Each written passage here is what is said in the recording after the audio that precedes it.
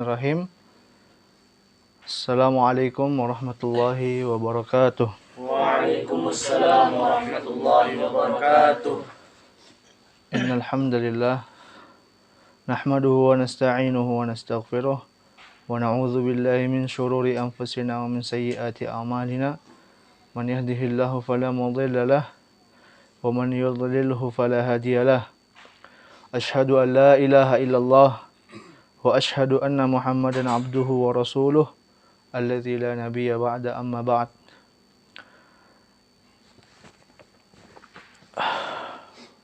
Alhamdulillah pada pagi hari ini Allah masih memberikan kita kesempatan, Allah masih memberikan kita kesehatan ya di antara manusia di detik yang sama. Di saat kita duduk di majelis ini, maka di luar sana berbagai macam jenis manusia. Ada yang lupa kepada Allah, ada yang sedang ingat juga kepada Allah, ada yang sedang bekerja, ada yang sedang melakukan perbuatan yang mubah, ada yang melakukan perbuatan yang haram, na'udzubillah. Tapi alhamdulillah, ya kita masih digolongkan sama Allah Subhanahu wa taala termasuk dari golongan orang-orang yang masih menjalankan ketakwaan kepada Allah Subhanahu wa taala. Maka sudah sepantasnya kita sebagai seorang muslim tidak pernah bosan dan tidak pernah lupa untuk selalu memuji Allah Subhanahu wa taala, bersyukur atas segala macam nikmat yang diberikan Allah Subhanahu wa taala kepada kita, karena memang segala pujian hanya milik Allah Subhanahu wa taala. Ketika antum takjub dengan manusia, dengan makhluk, dengan ciptaan Allah Subhanahu wa taala, maka yang pertama kali harus antum ucapkan sunnahnya apa? Antum mengucapkan Masya Allah. Ini menunjukkan tauhid seorang muslim, bahwasanya apapun yang menakjubkan dirinya, maka dia harus tahu dulu bahwasanya itu adalah Allah yang menciptakannya. Maka kita lebih pantas untuk memuji Allah Subhanahu wa taala ya daripada kita memuji makhluk, ya. Karena setiap makhluk yang menakjubkan hati kita, maka itu semuanya adalah karena dia diberikan keutamaan dari Allah Subhanahu wa taala. Thayyib. Alhamdulillah pada kesempatan kali ini dan juga tidak lupa ya, kita selalu memanjatkan ataupun menghadiahkan ya salawat dan salam kita kepada Nabi kita, Nabi Muhammad sallallahu alaihi wasallam. Ya, seorang rasul yang diutus oleh Allah Subhanahu wa taala ya, sehingga kita walaupun kita bukan dari bangsa Arab, walaupun kita tidak mengenal Rasulullah SAW, belum pernah melihat langsung ya, tapi ajaran beliau sudah sangat berharga bagi kita ya, sehingga kita bisa mengetahui bagaimana cara kita menyembah Allah Subhanahu wa taala. Kita lanjutkan kajian kita ya pada kesempatan yang berbahagia ini ya, kita fokus pada pembahasan akidah ya, yaitu kita akan membahas risalah Syarhus Sunnah ya, miliknya Al-Imam Al-Muzani Al-Misri Asy-Syafi'i rahimahullahu taala. Dika, jelas suaranya Dika? Nah, thayyib. Nah, sebelum kita masuk ke materi yang baru, ya kita mau murojaah. Kemarin kita sudah bahas mukadimah kitab ini. Ya, di antaranya kita membahas biografi penulis buku ini, di antara adab seorang penuntut ilmu, ya, mengenal siapa penulis dari kitab yang mau dia bahas. Siapa yang bisa mengulangi? Bareng-bareng, tafadhol. Wahid, isnani, salasa. Abu Ibrahim Ismail bin Yahya bin Ismail bin Amr bin Muslim. Al-Muzani Al-Misri Asy-Syafi'i rahimahullahu ta'ala. Mumtaz. Al-Imam siapa? Abu Ibrahim Ismail bin Yahya bin Ismail bin Amr bin Muslim Al-Muzani Al-Misri. Ya, beliau dari Mesir dan beliau bermazhab Syafi'i, salah seorang ulama Syafi'i, bahkan murid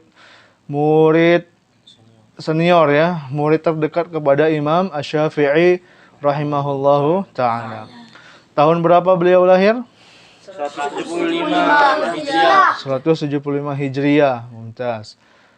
Tahun berapa beliau wafat? 264. 264 Hijriah. Berapa umur beliau sampai wafatnya? 89. Sekitar 89 tahun. Masya Allah. Tayyib. Kemudian, kemudian nanti ada masa nyatetnya ya. Sekarang fokus dulu, nanti nyatetnya. Nah, kemudian juga kita sudah bahas ya, beliau di antara guru-guru beliau siapa?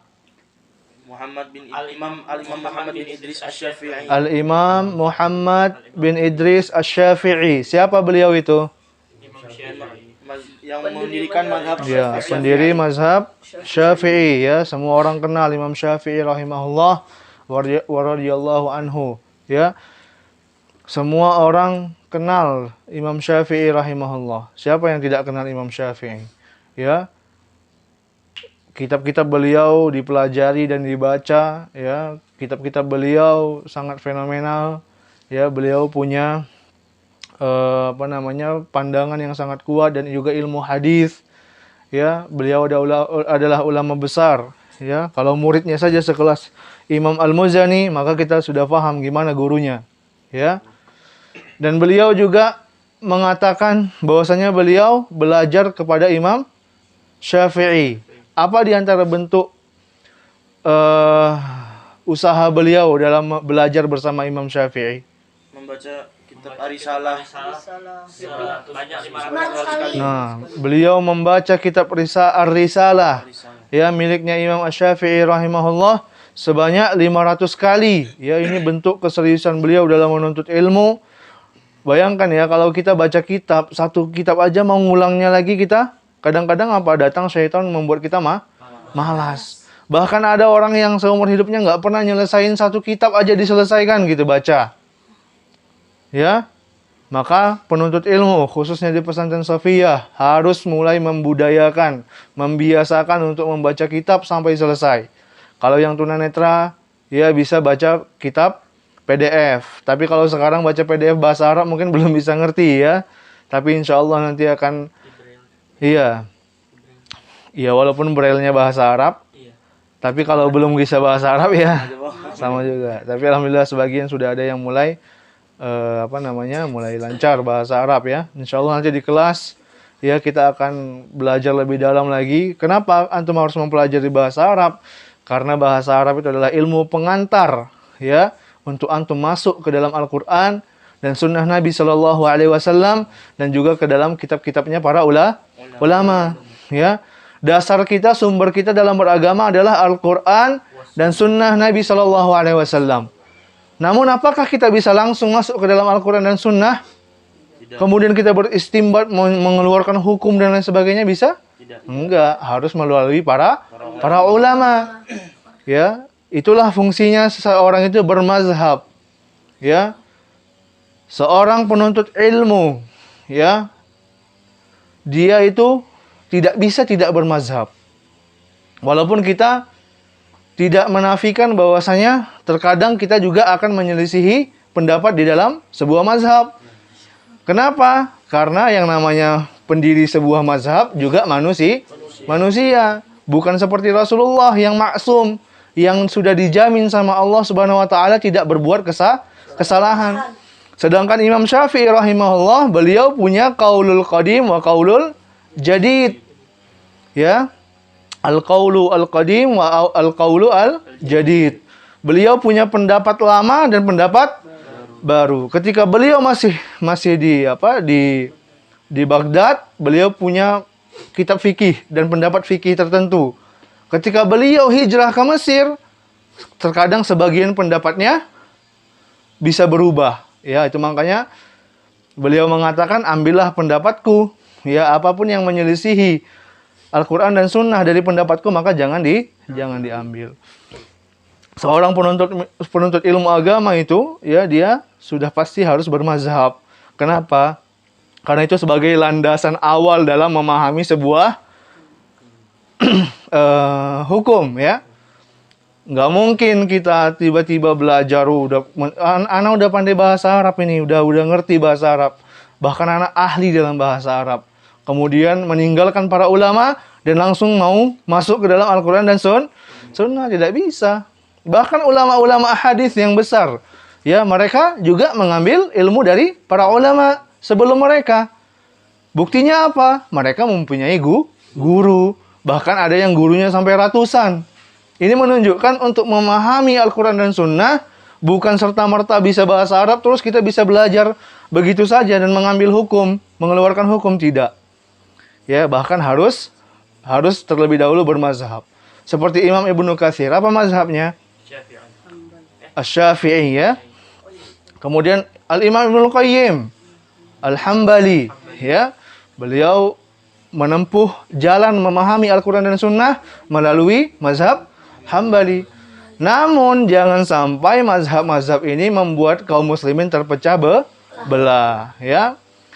Itu hanyalah metode, cara kita dalam masuk ke dalam sebuah pemahaman. Nah, seperti itu. Makanya nanti kita di Pesantren Sofia itu, ya kita fokus kepada kitab-kitab bermazhab Syafi'i, ya, tapi juga kita akan mempelajari perbandingan di mazhab yang lain seperti ini. Contoh, ya, kalau Ustaz dulu ketika belajar dalam masalah fikih misalnya, ya kita belajarnya fikih mazhab Syafi'i.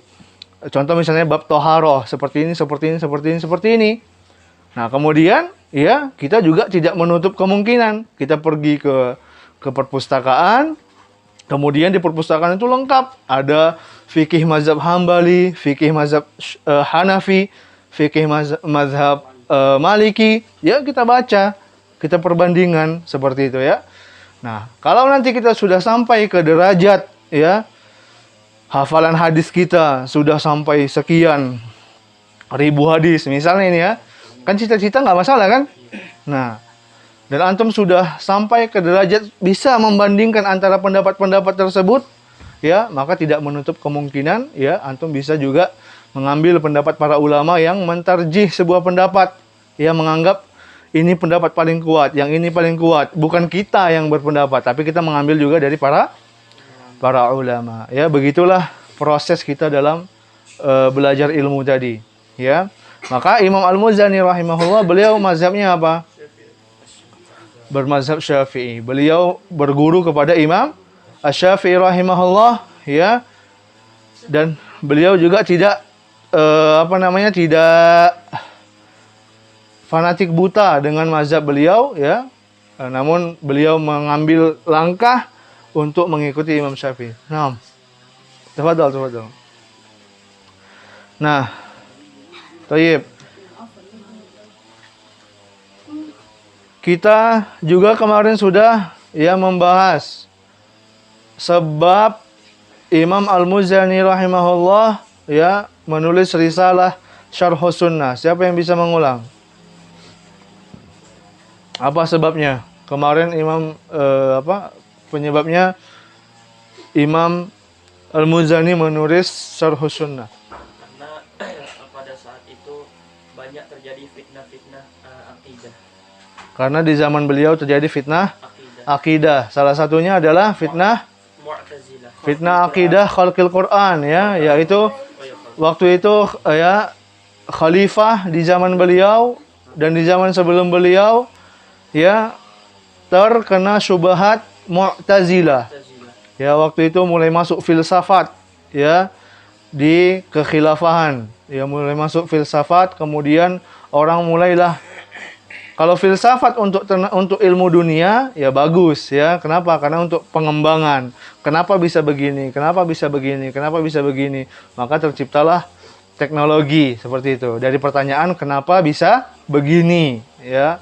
Namun ketika pertanyaan-pertanyaan seperti itu masuk ke dalam masalah akidah, maka ini sangat berbahaya. Karena tidak semua di dalam akidah itu bisa dijelaskan. Contoh, kita beriman bahwasanya Allah itu ada.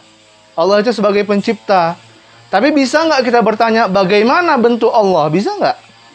Nggak bisa. Nggak terjangkau dengan akal kita. Bahkan ketika Nabi Musa alaihi salam ingin melihat Allah Subhanahu wa taala, apa yang terjadi? Ada yang hafal dalilnya?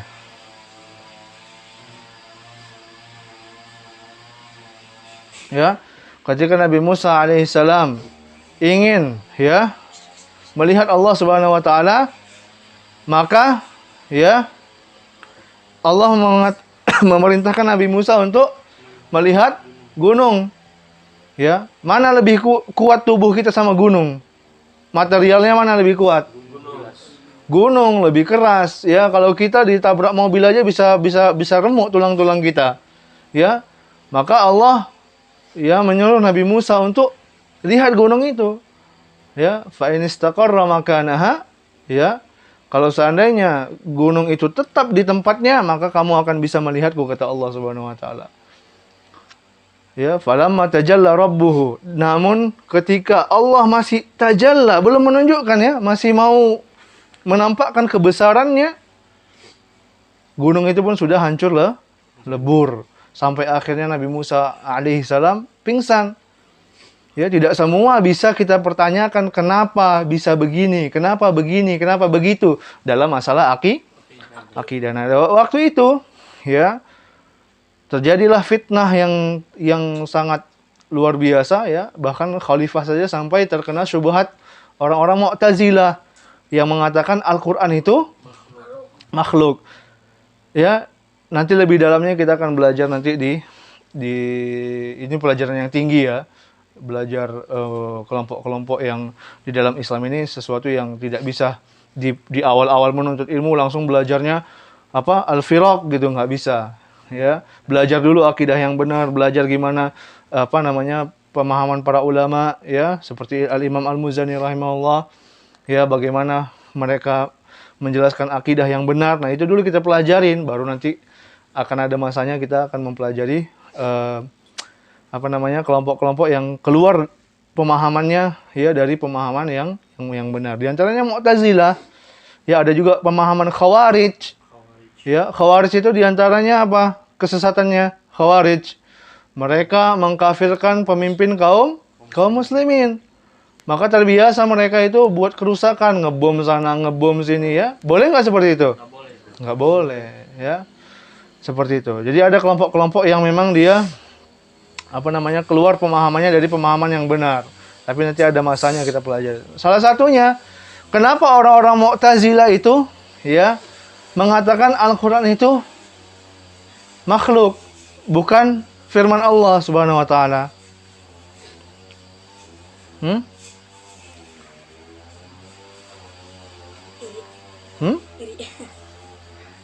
Ya, karena dia bilang selain daripada Allah, maka itu adalah makhluk.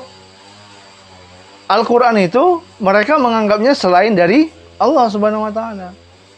Ya. Inilah bentuk kesalahan pemahamannya. Ya, yang benar seperti apa? Yang benar adalah Al-Qur'an itu bukan makhluk, tapi dia firman Allah. Karena Allah memiliki sifat al-kalam, berbicara. Ya, Allah punya sifat berbicara. Maka firman Allah, perkataan Allah itu bukan makhluk, tapi bagian dari Allah Subhanahu wa taala. Ya, seperti itu. Nah, terjadilah fitnah seperti ini di zaman beliau. Ya, Imam Ahmad bin Hanbal, Imam Syafi'i rahimahullah dan ulama-ulama yang hidup di zaman tersebut merasakan fitnah yang sangat besar. Bahkan sampai khalifah saja terkena syubhat seperti itu. Kalau penguasa sudah terkena syubhat, maka dia akan menggunakan kekuasaannya untuk orang-orang mengikuti pemahamannya. Ya, maka Imam Ahmad bin Hanbal sampai disiksa, Imam Syafi'i juga terkena juga dampak dari hal tersebut. Ya, mufti-mufti di zaman itu semuanya dari orang-orang Mu'tazilah. Ya, sampai akhirnya khalifah-khalifah mengundang Imam Ahmad, kemudian imam-imam yang ada di zaman tersebut untuk berdiskusi dengan tokoh-tokoh Mu'tazilah ini, Dan mereka pun berargumentasi dan tidak mampu menjawab pertanyaan-pertanyaan dari imam-imam ahlu sunnah. Nah, maka di situ Imam Al-Muzani rahimahullah, ya, salah satu daripada ulama yang menuliskan kitab akidah, ya. Karena fitnah seperti itu, ya, dalam sebab ditulisnya kitab ini dikatakan bahwasanya orang-orang sedang pada berbicara, ngomongin masalah akidah. Nah, ketika mereka ngobrol seperti itu, mereka teringat dengan Imam Al-Muzani rahimahullah. Kemudian mereka pun saling berpendapat, sepertinya Imam Muzani seperti ini. Nah, mereka tidak dengan ilmu yang pasti, ya, maka mereka pun mengirimkan risalah sebagai bentuk tabayyun. Apa itu tabayyun? Konfirmasi. Ya, ini diantara adab penuntut ilmu itu, adab seorang muslim, ya. Ya ayyuhalladzina amanu idza ja'akum fasiqun binaba'in fatabayyanu. Kalau datang orang fasik kepada kamu membawa sebuah berita, maka hendaklah kalian bertabayyun, mengkonfirmasi. Antum sebagai penuntut ilmu, ketika orang menyampaikan berita kepada antum, si fulan ini seperti ini, jangan langsung diterima informasinya. Tapi apa yang kita lakukan? Konfirmasi, benar nggak seperti itu? Ya, itu baru orang muslim. Tapi kalau baru hanya sekedar prasangka, langsung kita menghukumi orang lain, itu namanya dhon, ya. Bahkan Rasulullah mengatakan, inna dhanna akdzabul hadis. Sesungguhnya prasangka itu adalah sebohong-bohongnya berita. Dari 100% bisa dipastikan 99% prasangka itu selalu berbohong. Selalu salah. Berapa banyak orang yang berkelahi bunuh-bunuhan hanya karena prasangka. Setelah sudah terjadi pembunuhan, dikonfirmasi ternyata dia yang salah faham. Nauzubillah, sampai tertumpah darah orang. Ya, tidak boleh seperti itu. Harus tabayyun. Maka di sini, ya, orang-orang sedang dalam rangka tabayyun, mengkonfirmasi kepada Imam Al-Muzani rahimahullahu ta'ala. Ya, mereka mengkonfirmasi benar nggak apa yang benarnya akidahnya Imam Al-Muzani Asy-Syafi'i rahimahullahu ta'ala. Nah, kemudian, ya, beliau memulai kitab ini, ya. Kita masuk ke inti pembahasannya. Beliau memulai kitab ini dengan Bismillahirrahmanirrahim. Asamanallahu wa iyyakum bittaqwa wa waffaqana wa iyyakum limuwafaqatil huda. Amma ba'd. Ya. Beliau memulai risalah ini, tadi orang kan bertanya sama beliau tentang akidahnya, maka beliau memulai untuk menjawab risalah tersebut. Beliau memulainya dengan mengucapkan Bismillah. Ya, ini mengikut kepada sunnah Rasulullah Sallallahu Alaihi Wasallam. Ya, yang menulis risalah itu memulainya dengan Bismillah. Ya, beliau memulai risalah dengan Bismillah. Nah, maka beliau mengikuti Rasulullah Sallallahu Alaihi Wasallam. Ya, dengan mengucapkan Bismillah. Asamanallahu wa iyyakum bittaqwa. Ya, semoga Allah Subhanahu wa taala, ya, selalu memberikan kita, ya, ketakwaan, ya, wa waffaqana wa iyyakum limuwafaqatil huda. Semoga Allah Subhanahu wa taala memberikan taufik kepada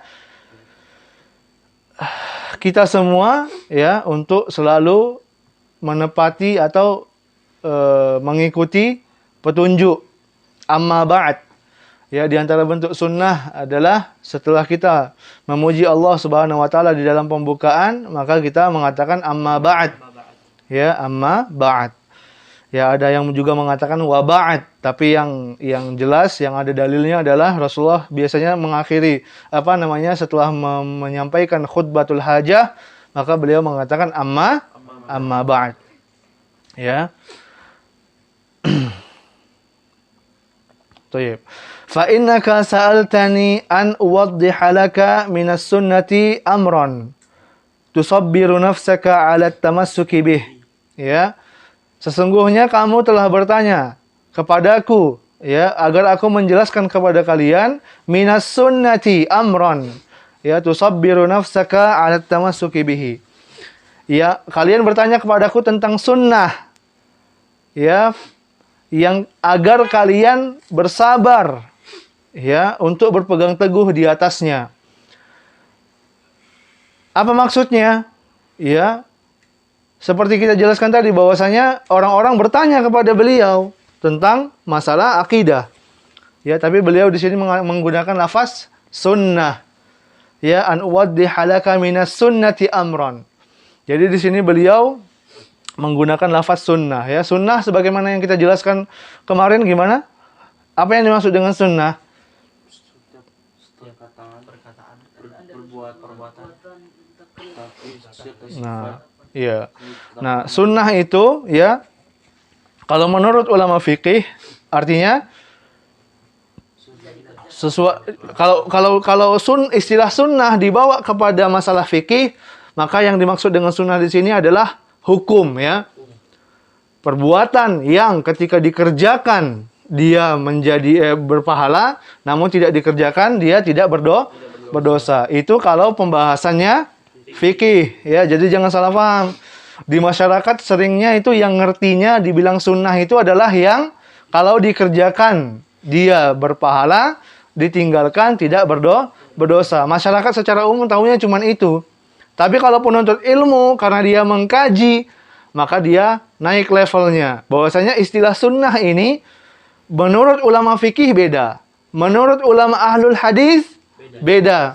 Menurut ulama usul fiqh beda lagi. Ya.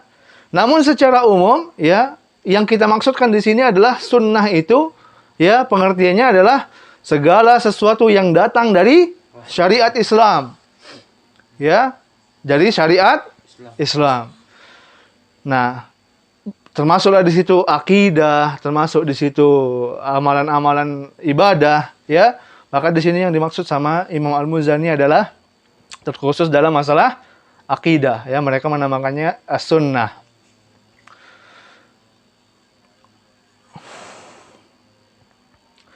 Wa tadra'u biha 'anka syubhal aqawil wa zayga muhdatsatid dhallin.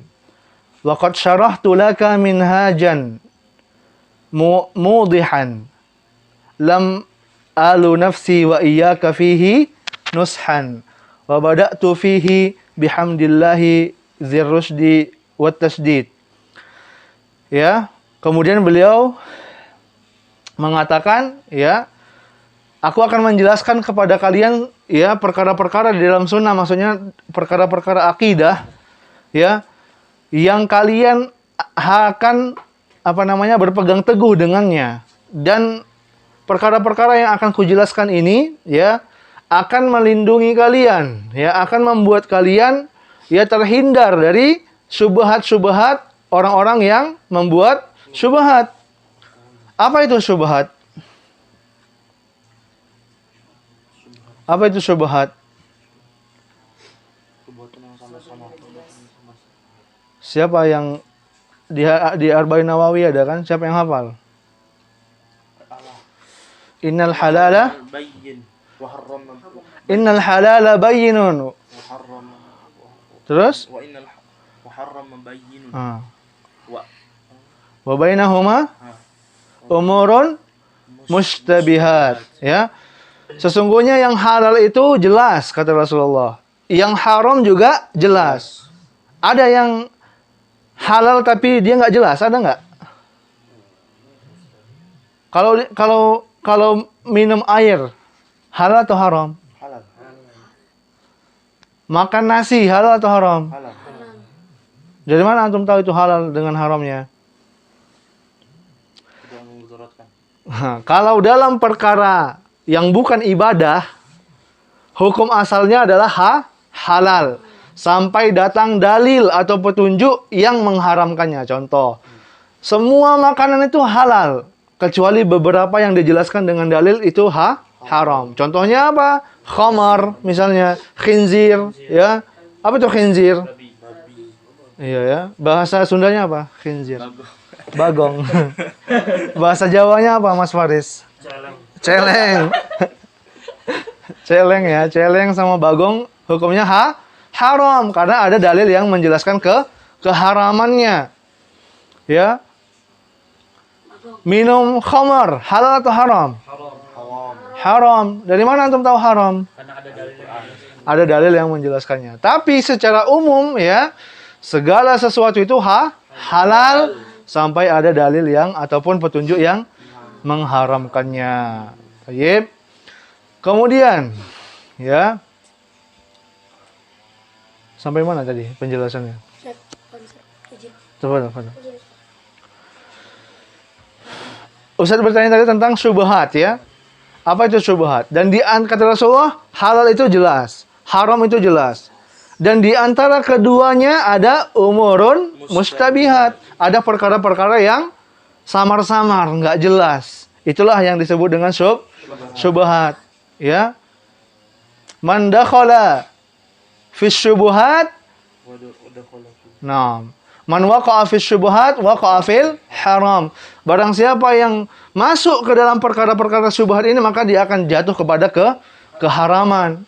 Jadi hukum asalnya seseorang menghadapi perkara syubhat ini apa hukumnya? Hukum dasarnya menjauhinya, menghindarinya. Ya, karena bisa terjerumus kepada yang haram. Ya. Nah, maka di sini Imam Al-Muzani mengatakan, ya, kalau nanti dijelaskan perkara-perkara ini, kalian berpegang teguh dengannya, ya, insya Allah kalian akan terhindar dari syubhat, ya, seperti itu.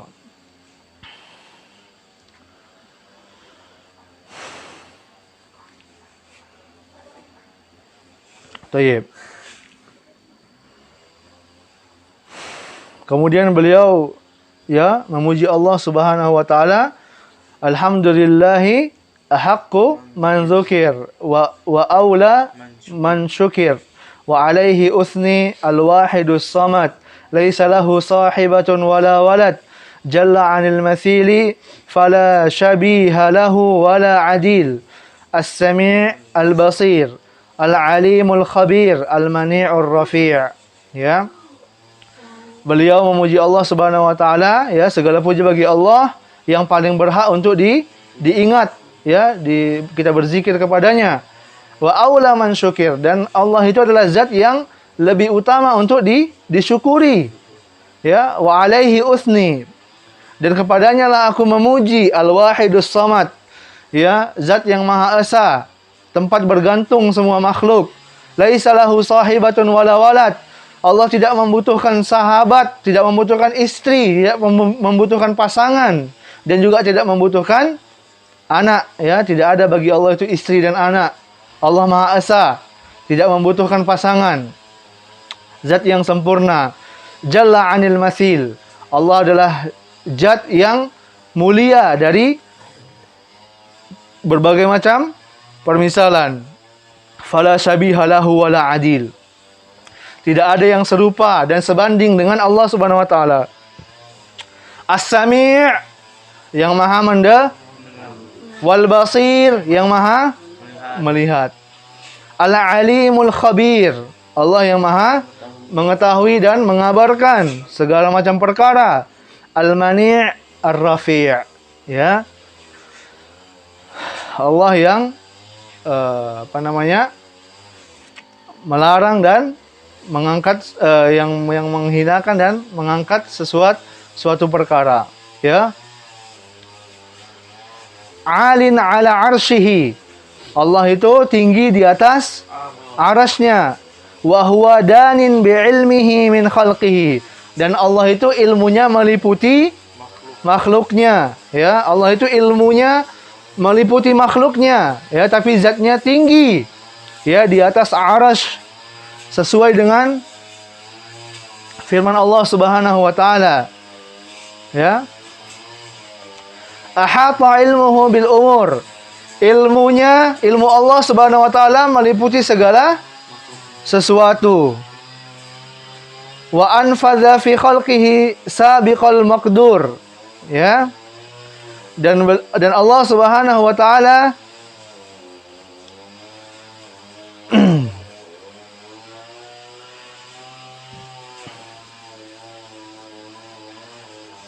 dan Allah Subhanahu wa taala berfirman, "Ya'lamu kha'inatal a'yuni wa ma tukhfi as-sudur. Allah Subhanahu wa taala mengetahui ya apa yang yang Allah tahu mata-mata yang berkhianat dan Allah tahu apa yang disembunyikan oleh hati. Dan Allah mengetahui apa yang sudah akan terjadi ya. Karena Allah mengetahui apa yang ada di dalam Lauhul Mahfuz ya.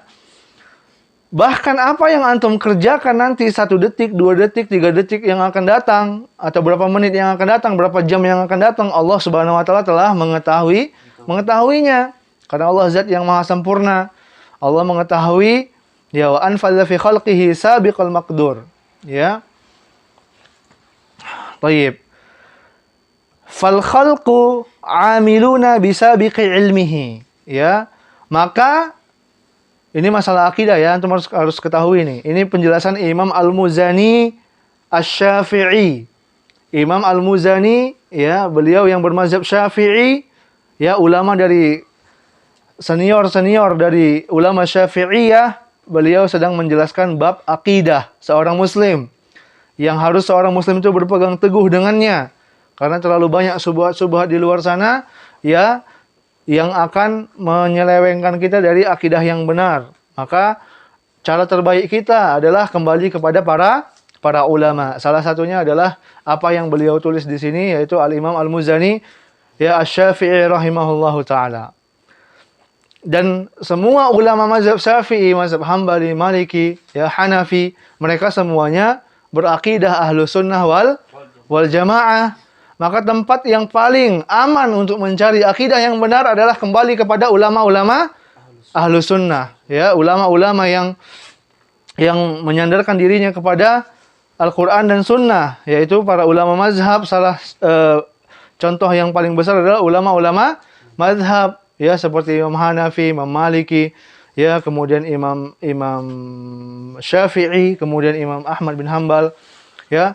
Dan murid-murid beliau banyak menukilkan tentang perkara-perkara akidah, ya.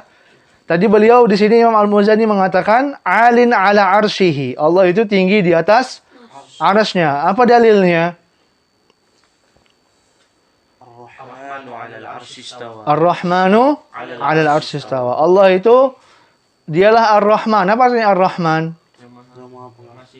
Apa bedanya Ar-Rahman dengan Ar-Rahim? Ayo.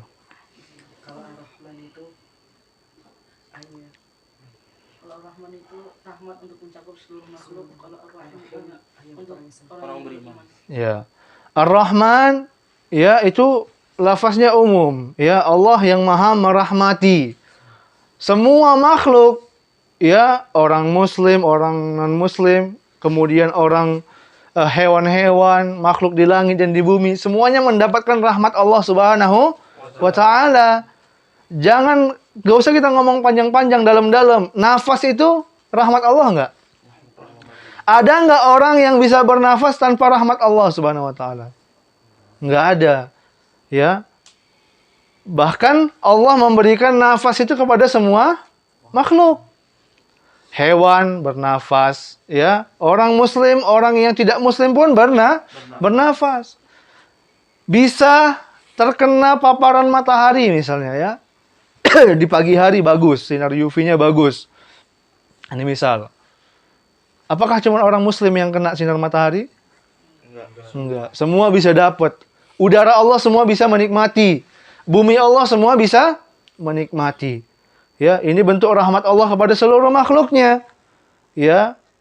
Itu maknanya dari Ar-Rahman. Adapun Ar-Rahim khusus rahmat Allah yang khusus kepada orang-orang yang beriman kepada Allah Subhanahu wa taala. Di antaranya bentuk rahmat Allah kepada orang beriman apa? Memberikan hidayah. Allah berikan hidayah kepada orang-orang yang beriman untuk mengenal Allah, mengimani Allah. Apakah semua orang beriman kepada Allah? Tidak. Di bumi ini lebih banyak orang beriman atau orang yang tidak beriman kepada Allah? Tidak beriman. Iya, lebih banyak orang tidak beriman. Ya. Maka orang-orang yang beriman kepada Allah, ya, semuanya itu karena rahmat Allah Subhanahu wa taala. Ahata ilmuhu bil umur, ya. Ilmu Allah itu meliputi segala sesuatu. Sebelumnya Imam Al-Muzani mengatakan alin ala arsyihi wa huwa danin bi ilmihi min khalqihi. Ya, dan Allah itu ilmunya, ya, kalau zat Allah tinggi di atas segala makhluknya sesuai dengan kekuasaan Allah Subhanahu wa taala. Kita tidak mengatakan Allah itu membutuhkan arsy, tidak. Ya. Bahkan Allah yang menciptakan arsy. Allah nggak butuh kepada makhluknya. Kalau ada Tuhan yang butuh kepada makhluknya, maka dia bukan Tuhan. Allah adalah zat yang sempurna, tidak membutuhkan siapapun dari makhluknya. Allah berdiri sendiri. Allah esa. Allah tempat bergantung semua makhluk. Ya, tidak mungkin Allah itu membutuhkan tempat. Tapi Allah yang mengabarkan Ar-Rahmanu 'alal arsy istawa. Allah lah, dialah Ar-Rahman yang tinggi di atas segala makhluknya, di atas arsy-Nya Allah beristiwa. Ya, maka di sini ya, Allah itu tinggi di atas segala makhluknya. Tinggi di atas segala makhluknya. Gimana tempat Allah? Tidak boleh dipertanyakan, nggak sanggup akal kita memikirkan itu. Tapi kita cukup mengimani firman Allah Subhanahu wa taala di dalam Al-Qur'an, Ar-Rahmanu 'alal arsy istawa. Karena yang lebih mengetahui tentang Allah siapa? Allah itu sendiri. Yang paling paham tentang diri kita siapa? Kita sendiri. Pertama Allah, kemudian kita sendiri. Kita tahu diri kita ini ahli maksiat atau ahli ibadah, kita yang tahu. Orang nggak tahu. Bahkan orang yang sudah menikah dengan istrinya saja, kadang-kadang istrinya nggak tahu rahasia-rahasia suaminya. Benar atau benar? Ya, seperti itu. Maka kita yang lebih tahu tentang diri kita sendiri. Maka Allah, zat yang maha agung, yang tidak ada serupa dengan Allah Subhanahu wa taala. Kalau kita mau tahu tentang Allah, maka kita kembali kepada firman-firman Allah. Karena sumbernya, karena Allah itu sesuatu yang gaib, ya. Akal kita nggak sampai menjangkaunya. Maka ketika kita mau tahu bagaimana Allah Subhanahu wa taala, Allah telah mengabarkan di dalam Al-Qur'an dan sunnah Nabi SAW. Salah satu di antaranya adalah firman Allah, Ar-Rahmanu 'alal arsy istawa. Allah itu tinggi di atas segala makhluknya, ya, beristiwa di atas arsy-Nya. Bagaimana istiwa Allah? Tidak boleh ditanyakan. Akal kita nggak akan sanggup. Allah itu bagaimana bentuknya? Haram bertanya seperti itu, ya. Kenapa? Karena akal kita tidak akan sampai menjangkau perkara seperti itu. Adapun tugas kita hanya mengimani Al-Quran, ayat-ayat Al-Quran, dan mengimani sunnah-sunnah Rasulullah Sallallahu Alaihi Wasallam. Tayyib. Ya, jadi Allah itu zatnya tinggi di atas segala makhluknya. Allah tidak butuh tempat. Allah tidak butuh kepada makhluk. Allah berdiri sendiri. Ya. Kemudian ilmu Allah danin bi ilmihi min khalqihi. Ilmu Allah itu meliputi semua makhluknya. Ya. Ilmu Allah itu meliputi semua makhluknya. Sampai semut hitam di malam yang gelap, Allah tahu. Sampai berapa jumlah daun yang jatuh setiap detiknya di seluruh dunia ini, Allah tahu. Ya, dalam sebuah hadis qudsi, ya, Rasulullah pernah bersabda, ya, Allah berfirman,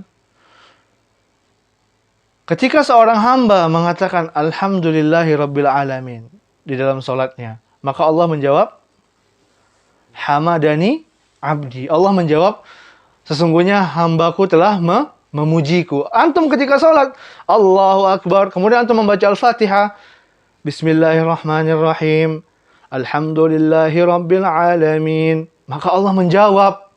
Ini hadisnya sahih, ya, hadis qudsi. Allah menjawab ucapan antum itu, ya.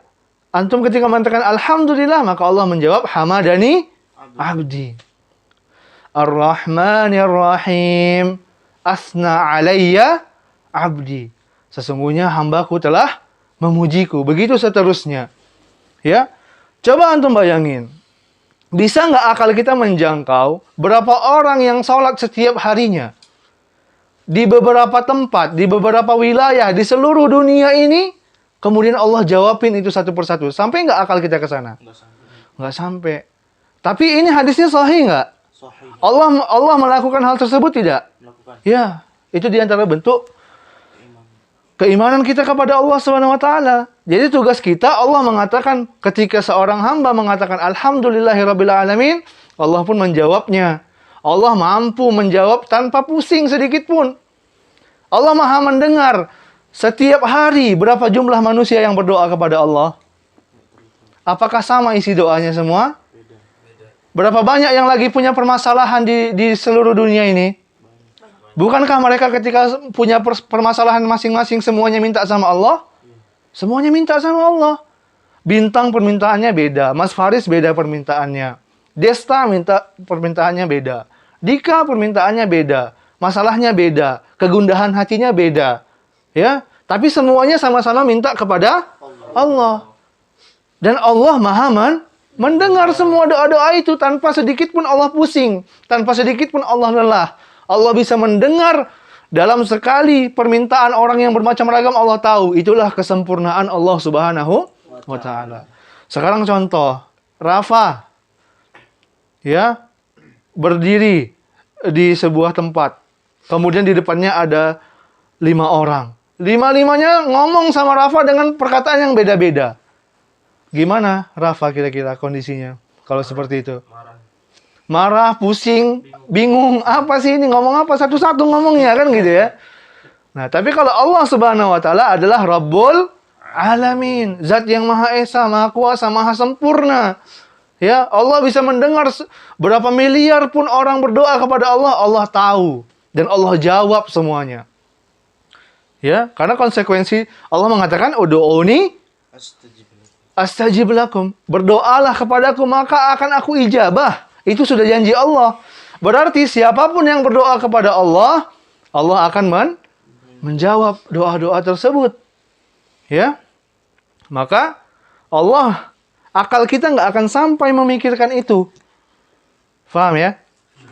Nah, jadi kalau dalam masalah akidah, kita harus tunduk dan patuh kepada dalil.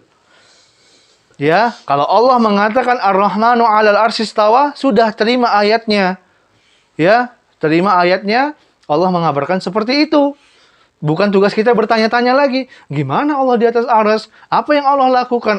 Bagaimana cara Allah beristiwa? Haram, tidak boleh. Ya, karena akal kita tidak akan sampai ke sana. Ya, itulah diantara yang kita sampaikan tadi, ya. Filsafat tadi itu tidak boleh masuk ke dalam masalah akidah. Kalau ke dalam masalah teknologi, tafadhol silahkan. Kenapa? HP itu ada perkembangannya.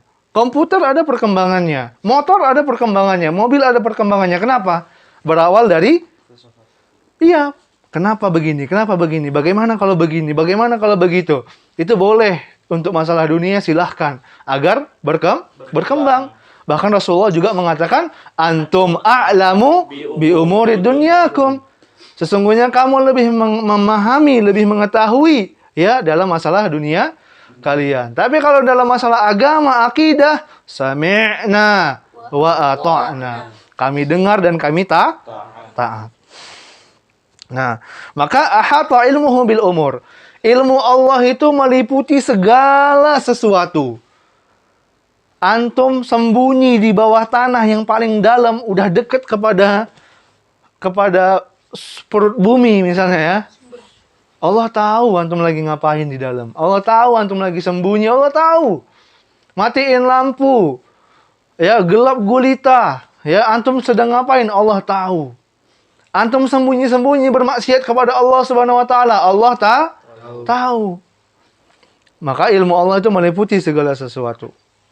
Ya. Allah mengatakan, Allah berfirman, Ya'lamu kha'inatal a'yuni wa ma tukhfis sudur. Allah itu mengetahui mata-mata yang khianat.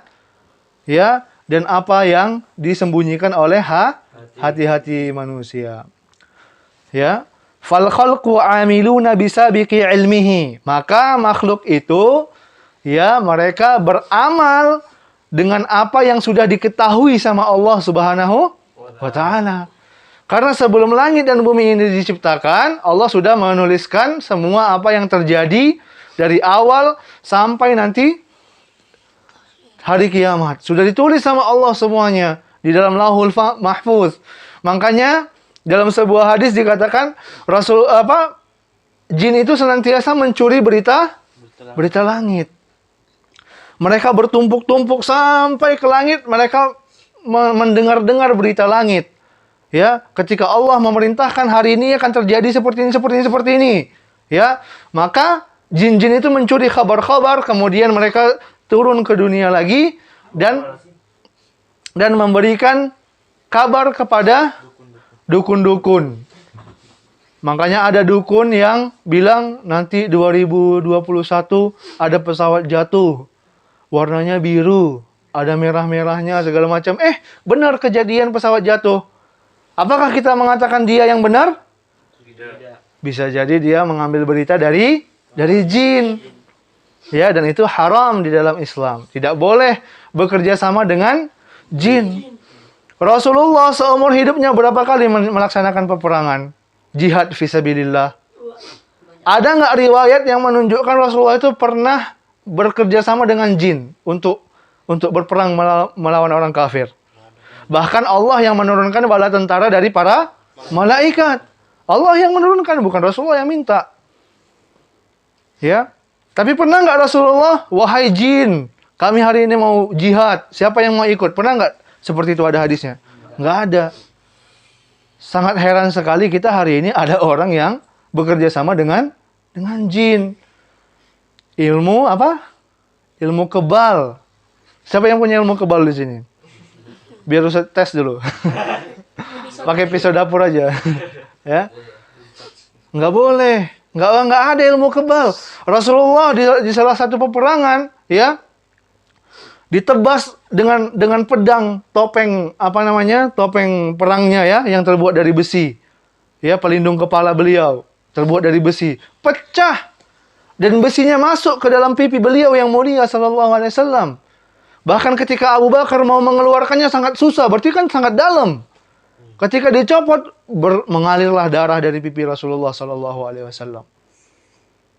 Pernah nggak kita sampai pecah pipi kita masuk ke dalam besi? Pernah? Atau mau ngetes dulu?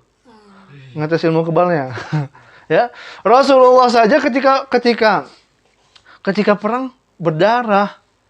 Kenapa ada umat Rasulullah sallallahu alaihi wasallam yang mengaku umat Rasulullah bisa kebal? Kalaulah ilmu kebal itu boleh, siapa yang lebih utama untuk kebal? Rasulullah, karena bebannya lebih banyak. Beliau menyebarkan Islam itu bukan hanya sekedar dengan berdakwah, menyampaikan Al-Quran saja, tidak. Tapi Rasulullah juga berdakwah dengan menyebarkan Islam, terkadang harus menghadapi peperangan. Ya. Maka dibutuhkan nggak ilmu kebal di situ? Dibutuhkan. Tapi apakah Rasulullah memakainya? Tidak. Ini menunjukkan hal tersebut haram di dalam Islam. Tidak disyariatkan, ya. Bahkan Allah berfirman di dalam Al-Quran, apa ayatnya? Dalam surat Jin, tidak boleh bekerja sama dengan jin. Apa dalilnya? Ayo, siapa yang udah hafal juz? Ya, wakana? Akibatu. Wa anna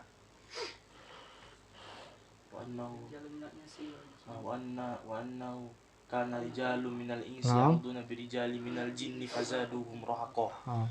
Sekali lagi. Wa annahu kana rijalun minal insi ya'uduna birijalin minal jinni fazaduhum rahaqa. Ya, dan ada di antara manusia itu yang mengambil ataupun bekerja sama dengan para jin. Dan tidaklah menambah kepada mereka kerjasama itu kecuali hanya kerusakan, keburukan. Ya. Jadi nggak boleh bekerja sama dengan jin, nggak boleh. Nggak boleh bilang ana bisa lihat jin. Aduh, di belakang antum ada jin tuh. Oh, di kamar sebelah sana itu tuh lagi duduk tuh di atas tempat tidur. Oh, di kamar Mas Faris tuh ada 3 orang itu kecil-kecil, botak lagi. Misalnya. Nggak boleh. Justru orang yang bisa melihat begitu, dia sedang kena penyakit. Di matanya ada jin. Makanya bisa lihat jin.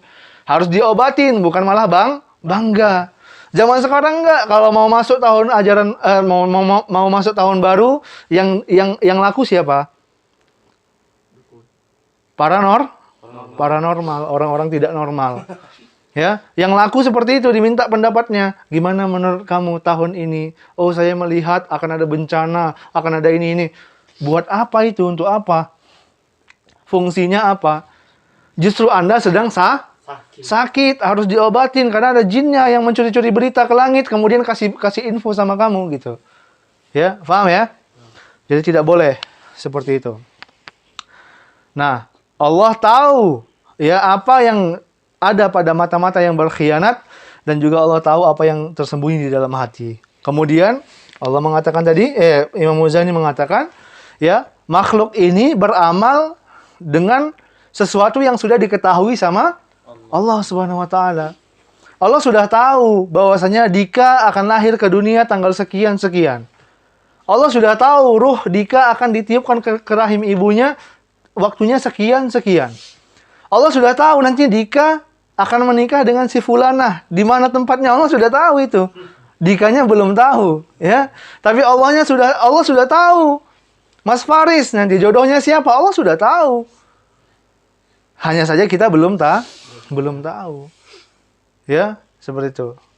Jadi Allah itu sudah mengetahui apa yang akan terjadi nanti sampai hari kiamat. Wa nafidhuna lima khalaqahum lahu min khairin wa syarrin, ya. Dan makhluk itu, ya, berjalan ataupun melaksanakan ataupun beramal, ya, dengan untuk apa dia diciptakan, ya. Sampai ada para sahabat yang bertanya kepada Rasulullah, "Ya Rasulullah, kalau kita sudah tahu untuk apa kita diciptakan, kita sudah tahu, kalau seandainya kita sudah ditentukan sama Allah kita ini ahli surga atau ahli neraka, buat apa lagi kita beramal?" Kata sebagian para sahabat. Maka Rasulullah mengatakan apa? "I'malu, beramallah kalian, sesungguhnya kalian akan dimudahkan untuk apa kalian diciptakan." Ada orang sekarang, dia udah jadi penuntut ilmu misalnya. Kan Allah sudah menentukan aku ini ahli surga apa ahli neraka. Iya, Allah sudah menentukan. Tapi apakah kita tahu kita termasuk ahli surga apa ahli neraka? Belum. Makanya kita beramal. Allah sudah mengetahui karena Allah yang menuliskannya di Lauhul Mahfuz. Ya, memerintahkan Al-Qalam. Allah menciptakan makhluk namanya Al-Qalam. Apa itu qalam? Pena. Ya, bukan kolam berenang ya. Qalam itu pena. Ya. Allah menciptakan makhluk bernama Al-Qalam. Kemudian Allah perintahkan untuk menuliskan segala sesuatunya. Allah sudah tahu apa yang akan terjadi. Ilmu Allah itu sempurna. Ya. Namun kita yang belum tahu. Makanya kita disuruh beramal. Bukan berarti kita, kan udah tahu ahli surga apa ahli neraka. Udah diam-diam aja. Siapa yang tahan diam-diam aja? Kita harus beribadah. Ya. Tayyib. Sampai mana tadi? Yang ngantuk-ngantuk, ayo. Dihilangkan ngantuknya. Desta. Jangan ngantuk, jangan tidur. Nggak boleh tidur di majelis ilmu. Izin minum satu juga. Tafadhal. Ayo. Awas ketabrak itu. Mangga. Iya. Lihat. Ayo yang mau hilangin ngantuknya hilangin dulu, cepat, silakan. Iya, cepat. Bolak-balik. Lu. Iya, silakan. Udah kelewatan rupanya waktu. Inilah kan. Sinilah. Untuk pada saya laku pada Iya. semua aneh. Ya, syaitannya banyak kan.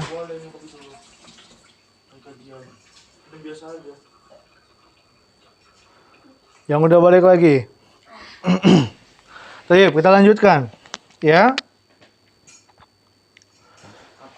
La yamlikuna li anfusihim minat ta'ati naf'an wala yajiduna ila sarfil ma'siyati anha daf'an. Ya. Manusia itu beramal, ya, dengan sesuatu yang sudah diketahui sama Allah Subhanahu wa taala. Ya. Mereka tidak bisa menolak apabila Allah menetapkan bagi mereka suatu bencana ataupun keburukan, dan Allah juga Bintang. nggak apa-apa, biarin Dika yang maju, biar Bintang di situ. Maju Dika lagi. Nah, makhluk itu ya tidak bisa menolak kalau Allah sudah memberikan ketetapan yang buruk kepadanya. Contoh misalnya, hari ini sudah ditentukan Allah kita akan terkena kecelakaan, nauzubillah ya, la samahallah misalnya. Atau hari ini sudah Allah menentukan akan ada gempa misalnya di sebuah daerah misalnya. Ya. Apakah kita bisa menolak bencana tersebut datang? Tidak. Ya. Maka makhluk itu tidak bisa menolak bencana ataupun keburukan yang akan datang kepadanya, ya, dan juga tidak bisa ya mereka makanya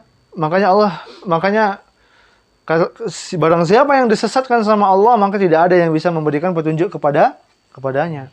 Dan barang siapa yang diberikan petunjuk, tidak ada yang bisa menyesatkannya. Ya, karena semuanya atas izin Allah Subhanahu wa taala. Nah, maka di sini kita harus mengetahui, ya, ini masuk ke dalam bab al-qada wal qadar, ya. Bahwasanya Allah telah mentakdirkan segala sesuatu itu, Allah sudah tahu apa yang akan terjadi. Maka tugas kita hanyalah beramal. Allah sudah kasih tahu petunjuknya. Ini yang baik, ini yang buruk. Beramallah kita. Bukan malah menyibukkan diri.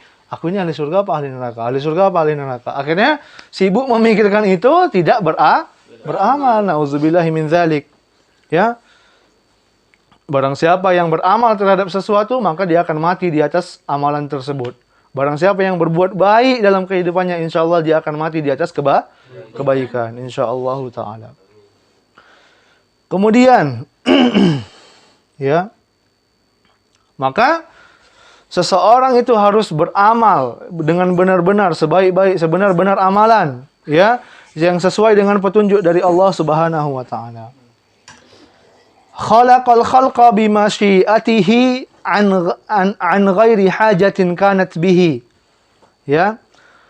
Allah Subhanahu wa taala menciptakan makhluk dengan sesuai kehendak Allah, tanpa Allah membutuhkan makhluk tersebut. Nah, ini perhatikan. Kata Imam Al-Muzani rahimahullah, Allah menciptakan makhluk dengan kehendak Allah. Karena Allah Maha berkehendak, Allah terserah mau buat apa aja itu terserah Allah Subhanahu wa taala. Ya. Maka Allah menciptakan makhluk sesuai dengan kehendaknya, tanpa Allah itu membutuhkan makhluk tersebut. Allah menciptakan malaikat, ya, untuk malaikat misalnya yang menurunkan hujan. Apakah Allah butuh kepada malaikat? Tidakkah Allah bisa langsung menurunkan hujan? Bisa. Tapi ada hikmahnya yang tidak kita ketahui. Ya. Malaikat Jibril disuruh ngapain? Menyampaikan wahyu. Apakah Allah tidak mampu menyampaikan wahyu secara langsung? Mampu. Ya, tapi hikmah Allah Subhanahu wa taala, Allah menciptakan para malaikat, ya, mewakili tugas-tugas di langit dan di bumi. Itu semuanya kehendak Allah Subhanahu wa taala. Allah tidak ditanya terhadap apa yang dia perbuat. Lah. La yus'alu amma yaf'alu wa hum yus'alun. Ya, Allah itu tidak ditanya terhadap apa yang dia perbuat, tapi makhluk itulah yang ditanya. Jadi nggak boleh kita mengatakan, kenapa Allah ciptakan malaikat? Kan Allah kan mampu melakukan segala sesuatu. Iya, itu hikmah Allah, kehendak Allah. Allah terserah mau buat apa saja. Ya.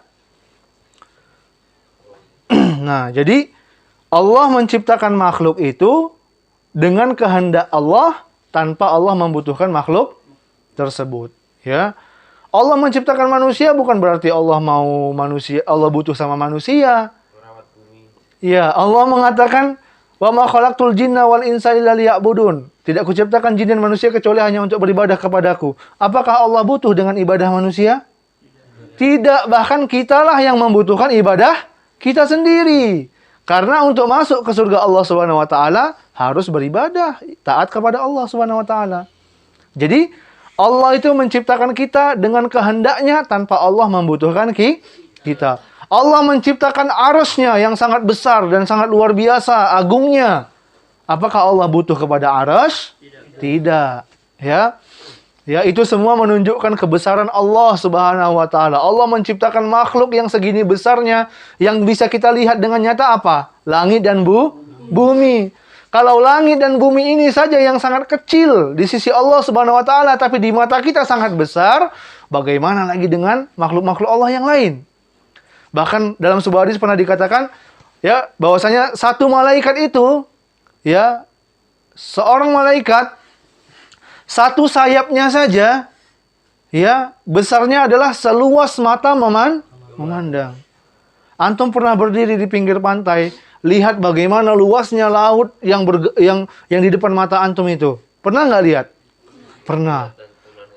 Iya, kalau yang pernah ngelihat dia bisa lihat. Ya, yang dari kecil sudah tunanetra dari lahir mungkin belum pernah lihat. Tapi bisalah membayangkan antum ketika dalam tunanetra sekarang. Itu luas nggak yang gelapnya itu di mata antum? Luas. Sangat luas. Itu masih satu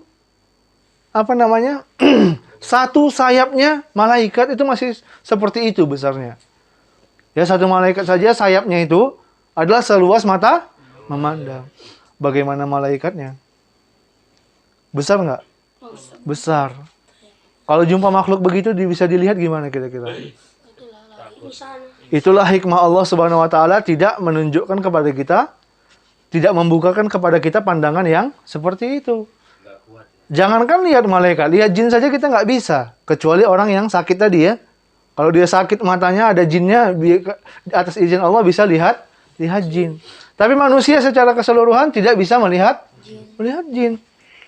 Ya, bayangkan antum kalau jin itu bentuknya aneh-aneh dan antum bisa lihat, gimana kira-kira? Sangat mengganggu. Jalan dikit ada jin, minggir. Jalan dikit ada jin, minggir. Lagi bawa motor ada jin. Ya. Mereka makhluk yang halus. Dan ilmunya dan umur mereka itu ribuan tahun. Ya. Kita mungkin sudah berapa generasi mereka lahir terus tapi nggak mati-mati ya. Gitu. Jadi kebayang kan lebih banyak jin atau manusia di dunia ini. Nah, itu dia. Nah, seperti itu ya. Nah. Jadi Allah menciptakan makhluknya sesuai dengan kehendak Allah tanpa Allah membutuhkan makhluk tersebut. Wa khalaqal malaikata jami'an li ta'atihi. Allah menciptakan seluruh malaikat hanya untuk taat kepada Allah Subhanahu wa taala. Bahkan di antara malaikat Allah ada yang diciptakan dari awal diciptakan sampai hari kiamat, dia hanya tugasnya ngapain? Bersujud kepada Allah Subhanahu wa taala. Ada yang tugasnya memikul arsy Allah Subhanahu wa taala. Dari awal diciptakan sampai hari kiamat, tugasnya memikul arsy Allah Subhanahu wa taala. Wa jabalahum ala ibadatihi faminhum malaikatun biqudratihi lil arsy hamilun wa ta'ifatun minhum haula arsyihi yusabbihun wa akharuna bihamdihi yuqaddisun wastafa minhum rusula. Baik. Allah menciptakan para malaikat untuk hanya taat kepada Allah Subhanahu wa taala dan mereka diperintahkan hanya untuk beribadah saja kepada Allah. Di antara malaikat itu ada yang sesuai dengan ketetapan dari Allah, mereka tugasnya hanya memikul arsy. Kemudian ada juga yang tugasnya bertasbih di sekitar arsy. Ini perkataan Imam Al-Muzani rahimahullah. Dan yang lainnya, mereka tugasnya hanya bertasbih dan bertahmid kepada Allah, mensucikan Allah Subhanahu wa taala.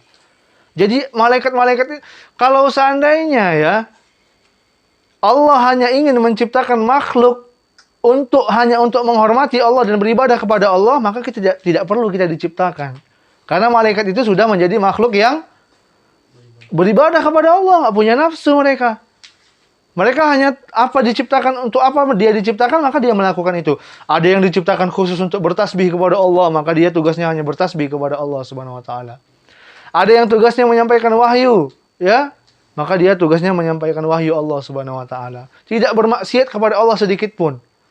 Maka Allah menciptakan manusia sudah sangat bersyukur kita ini jadi makhluk Allah Subhanahu wa taala. Ya, merasakan kehidupan ini kita sudah sangat bersyukur. Allah bisa nggak menjadikan kita tidak ada sama sekali? Siapa yang hafal surah Al-Insan? Hal ata 'alal insani hinun minad dahri lam yakun syai'an mazkura. Tidakkah datang suatu masa kepada manusia itu, ya, lam yakun syai'an mazkura. Mereka masih menjadi sesuatu yang tidak bisa disebutkan apa bentuknya. Artinya apa? Tidak ada. Antum sebelum lahir ke dunia ini antum ada nggak? Antum dikatakan tidak ada. Ketika antum sudah menjadi sebuah janin di dalam rahim ibu antum, barulah antum menjadi ada. Bisa dinamain antum. Namanya apa itu? Janin. Habis janin apa? Jadi bayi. Setelah bayi jadi apa? Jadi anak-anak. Setelah anak-anak jadi apa? Jadi remaja. Jadi dewasa, jadi tua, baru bisa disebut. Ada masa manusia itu tidak bisa disebut dia. Karena belum ada. Makanya Allah mengatakan hal ata 'alal insani hinun minad dahri lam yakun syai'an mazkura. Terus? Inna khalaqnal insana min nutfatin amshaj nabtali faj'alna sami'an basira. Nah, inna khalaqnal insana min nutfatin amshaj nabtalihi. Di sini udah tahu kita tujuan kita ngapain. Ya, sesungguhnya ya, kami menciptakan manusia dari nutfah amshaj, ya. Nutfah yang memancar masuk ke dalam rahim ibu kita. Ya, nabtalihi, agar kami menguji mereka. Jadi antum semuanya, kita semuanya lahir di dunia ini untuk diapain? Diuji sama Allah Subhanahu wa taala. Jadi Allah menciptakan manusia ini ya untuk diuji agar mereka selalu beribadah kepada Allah. Siapa yang berhasil, Allah berikan tempat yang bagus nanti di akhirat, dan siapa yang tidak berhasil maka tempatnya pun tempat yang buruk. Nauzubillahi min dzalik. Thayyib. Kita sudah sangat semangat banget ini kajiannya, sampai-sampai kelewatan ya. Udah 9.24, makanya pada ngantuk semua. Thayyib. Ana akhiri dulu sampai di sini. Insyaallah akan kita sambung lagi nanti di pertemuan yang akan datang. Kalau ada pertanyaan, tafadhol.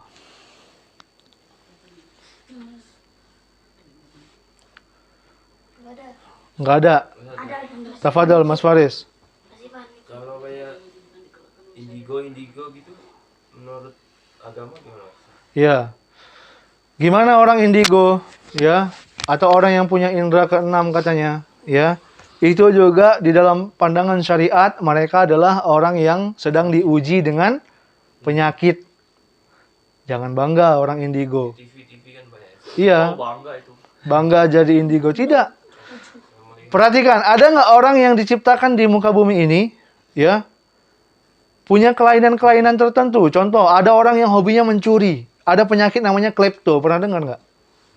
Klepto itu dia bukan orang yang tidak mampu, tapi memang punya kecenderungan mencuri. Ketika dia mencuri barang, dia punya kepuasan tertentu.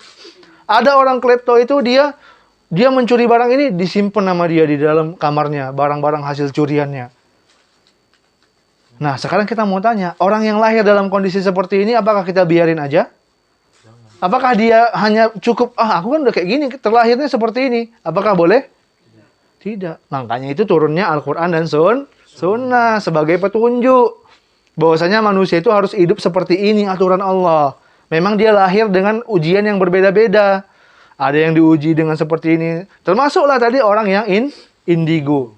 Orang indigo itu sedang diuji sama Allah. Ya, dia bisa melihat sesuatu yang tidak kita lihat. Dia bisa melihat seperti gambaran gitu ya. Ketika dipertanyakan sama dia, gimana kira-kira menurut kamu setahun ke depan? Maka jin itu akan memberikan kabar kepada dia. Saya bisa lihat kayaknya akan ada kecelakaan seperti ini. Seperti ini. Kadang-kadang terjadi.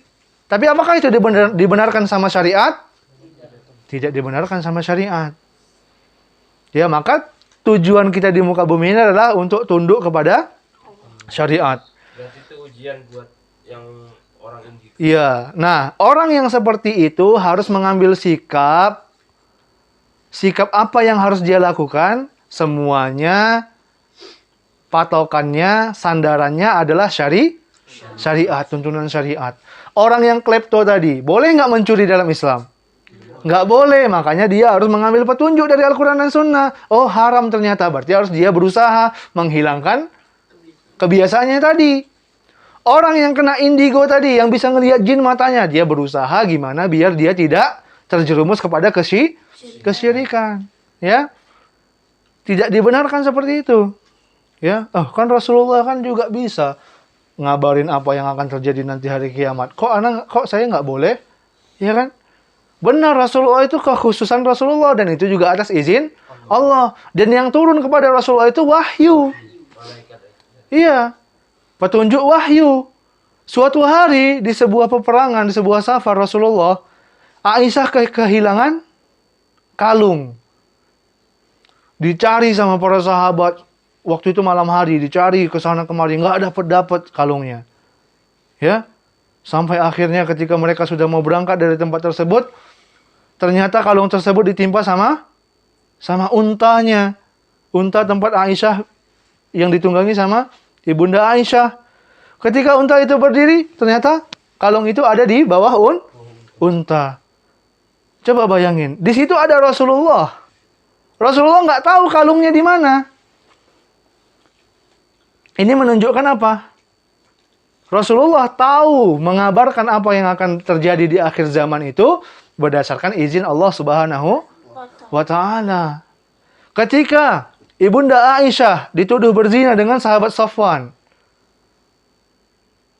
kapan Rasulullah baru memutuskan perkaranya? Setelah Allah menurunkan wahyu membersihkan ibunda Aisyah dari tuduhan zina. Kalau Rasulullah itu tahu apa yang akan terjadi dan tahu bagaimana keadaannya, bisa menerawang dan lain sebagainya, untuk apa wahyu itu? Ya. Jadi beda kalau Rasulullah itu dapat wahyu dari Allah.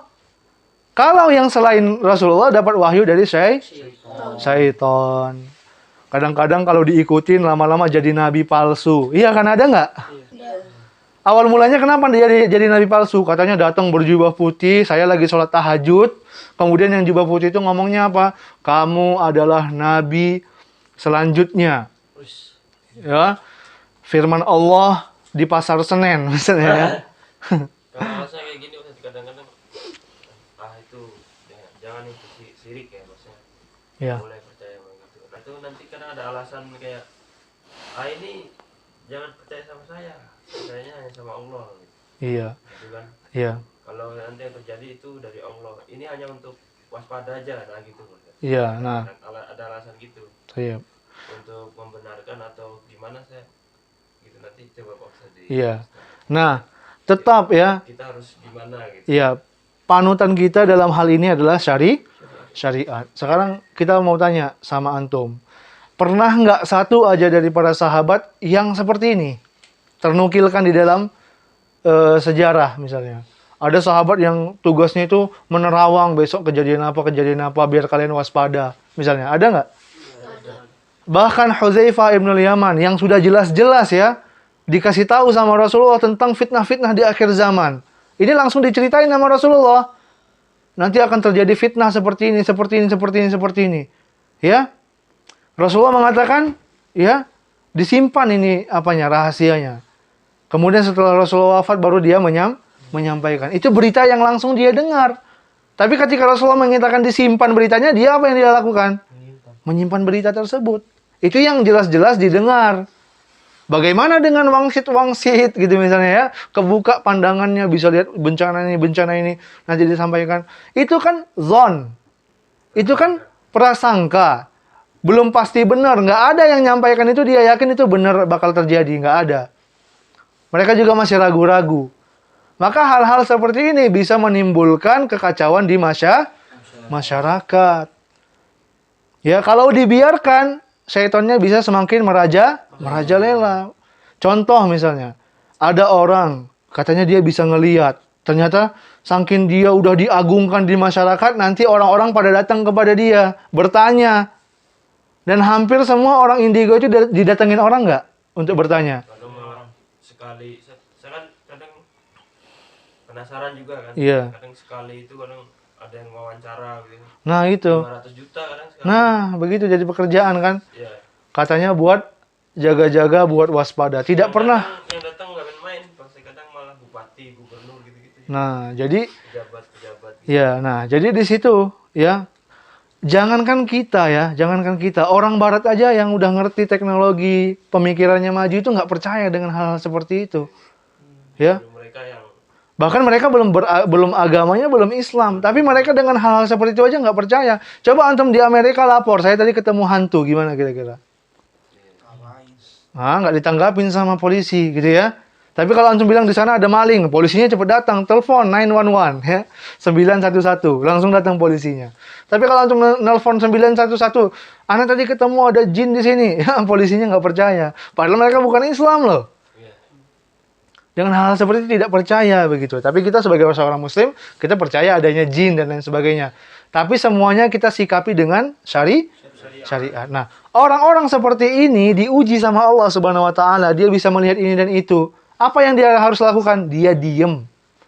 Dia berusaha untuk menghilangkan tersebut. Kalau masih diuji juga, dia bersabar. Tidak untuk dikabarkan kepada orang begini. Karena itu masih zon. Ya. Yang boleh kita kabarkan perkara gaib adalah wahyu Allah, Al-Quran, dan sunnah. Adapun perkara-perkara yang seperti itu, kalau kita buka pintunya, maka akan terbukalah pintu kerusakan yang sangat besar. Nanti, ya, orang curiga sama istrinya datang ke orang indigo. Gimana itu istri saya? Oh, kayaknya istri kamu itu selingkuh misalnya.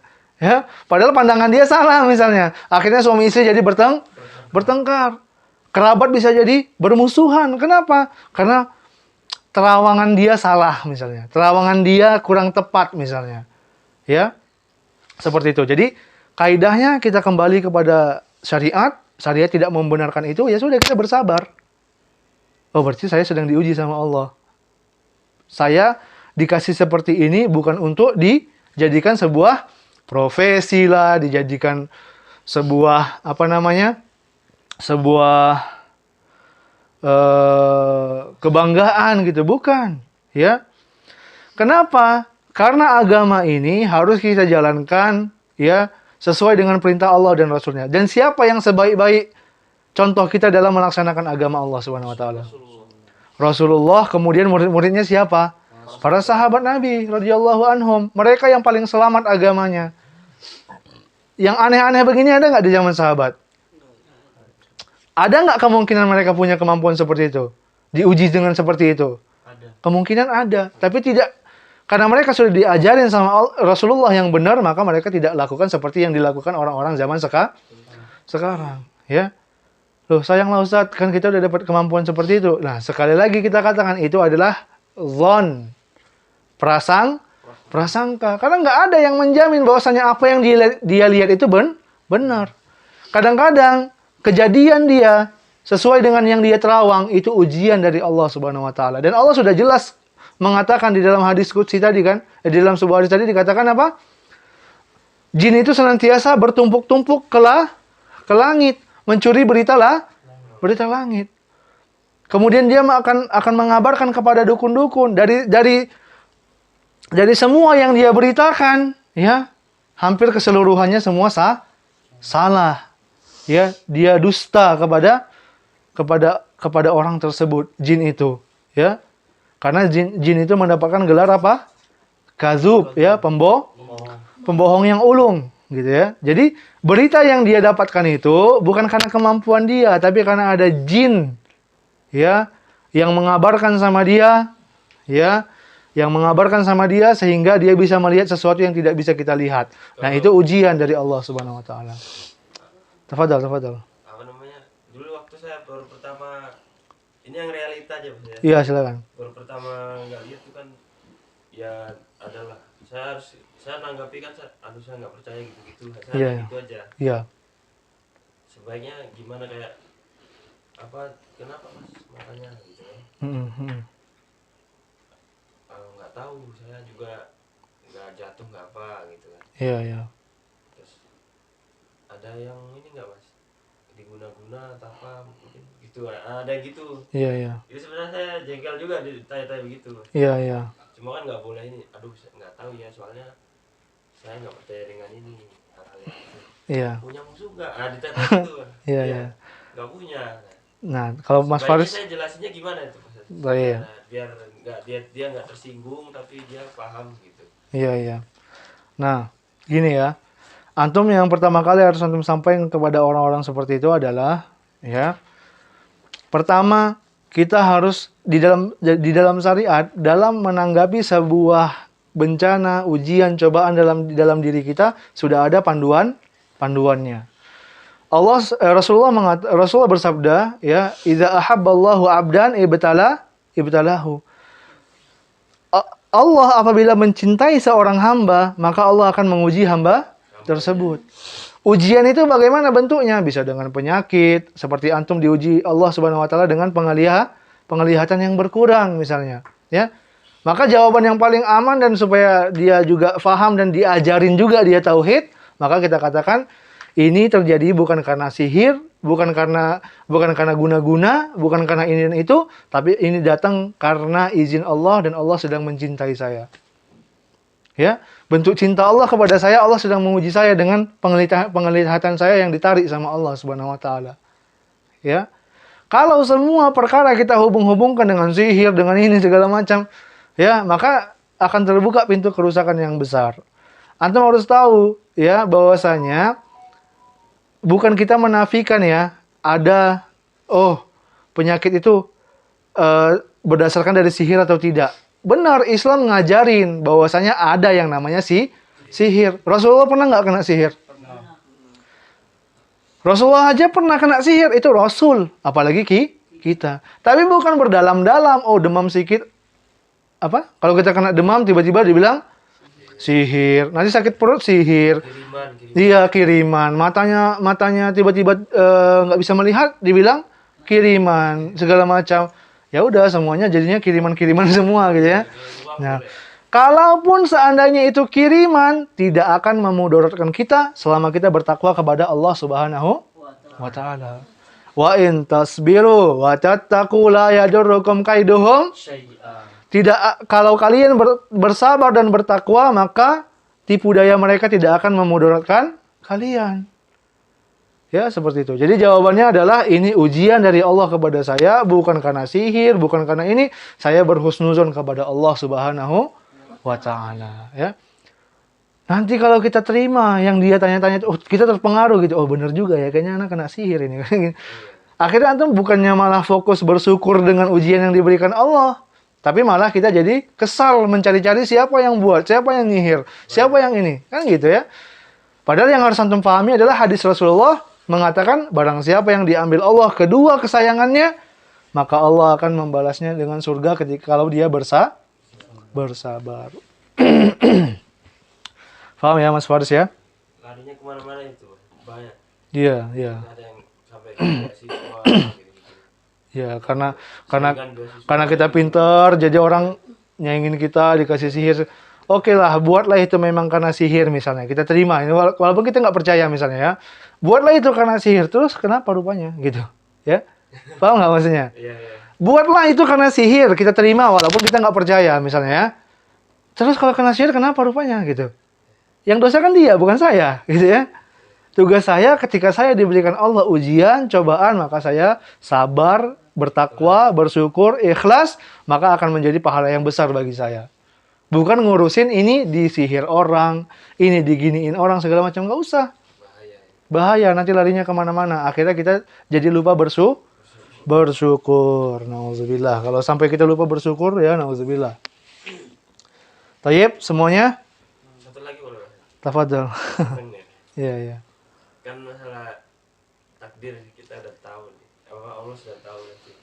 Iya, Pokoknya di sini saya maksiat nih Mas. iya. Nauzubillah. Terus ini kan Akhirnya. contoh aja nauzubillah Mas ya. Iya, Terus saya mati. Terus kan masuk neraka Mas. iya. Saya sudah digariskan maksiat, kenapa saya dimasukkan di neraka Mas? Saya sudah digariskan. Ya kan saya sudah dicatat di sini saya akan maksiat. Iya. Saya dimasukkan di neraka itu. Iya. Gimana Pak Ustadz? Nah, Ustadz, saya Kan katanya Allah udah menentukan kita akan ahli surga atau ahli neraka. Terus saya udah maksiat. Ya. Saya maksiat kan karena takdir Allah Subhanahu wa taala, gitu ya. Kenapa saya dimasukin ke neraka? Nah, ini sudah pernah kejadian di zamannya Umar bin Khattab radhiyallahu anhu. Ketika ada orang yang mencuri, kemudian dia berdalil sama Umar bin Khattab dengan takdir. Ya Umar, katanya, ya Amirul Mukminin, wahai Amirul Mukminin. Saya ini mencuri karena takdir Allah. Maka apa dijawab sama Umar bin Khattab? Maka hari ini saya juga akan potong kamu karena takdir Allah Subhanahu wa taala. Syariat memerintahkan seperti itu. Nggak boleh berdalil dengan takdir. Kalau dalam masalah maksiat. Nanti ada kaidahnya, itu kan kita pelajari nanti di dalam bab qada wal qadar ya. Tapi secara umumnya begini. Allah sudah menuliskan dan sudah tahu hambanya ini seperti apa. Makanya para sahabat tadi kan Anda jelasin kan, ada sahabat yang bertanya, "Ya Rasulullah, kalau kami sudah ditentukan ahli surga, ahli neraka, kenapa kami harus beramal lagi?" Paham ya? Maka jawabannya seperti yang Anda bilang tadi. Allah sudah menentukan, tapi apakah kita sudah tahu? Belum. Sekarang ketika antum bermaksiat, apakah antum dipaksa oleh Allah untuk bermaksiat? Apakah Allah yang memaksa antum bermaksiat? Maka dalam bab qada wal qadar, ahlu sunnah itu di tengah-tengah. Tidak seperti qadariyah dan tidak seperti jabariyah. Orang jabariyah mengatakan kita ini dipaksa untuk mengikuti takdir itu. Ya. Orang qadariyah mengatakan enggak. Ya, kita tidak dipaksa sama Allah, tapi kita sendiri yang menentukan takdir kita. Dua-duanya pendapat ini keliru. Yang benar apa? Ahlu sunnah wal jamaah. Allah sudah menakdirkan perbuatan baik dan perbuatan buruk. Tapi dalam pelaksanaannya, makhluk itu diberikan pilihan.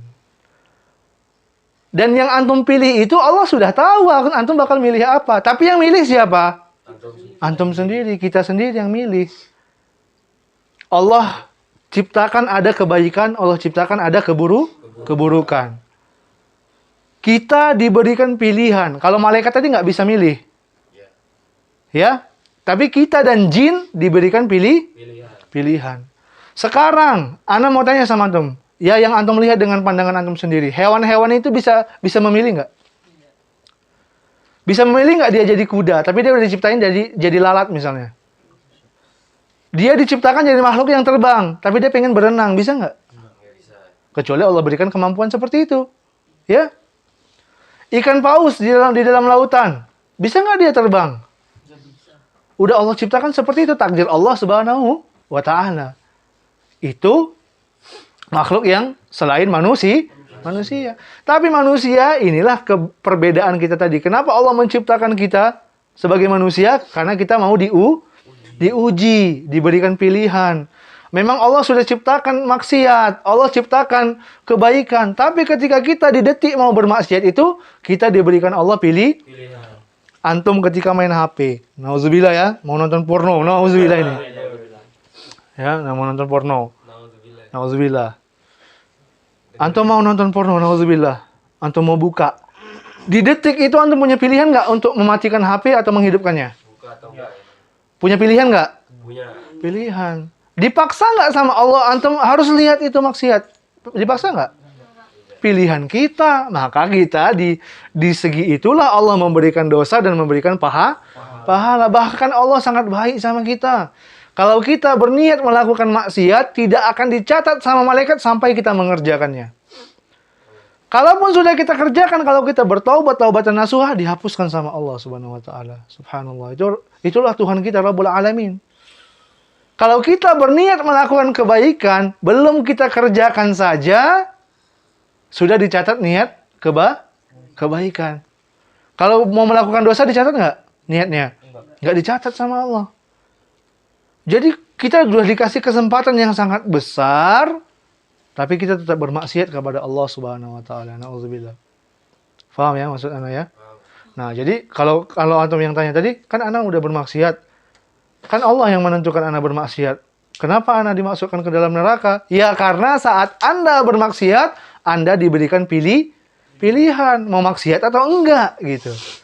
Tapi Anda lebih mengikuti hawa nafsu Anda misalnya, maka Anda pun bermaksiat, nauzubillah, ya.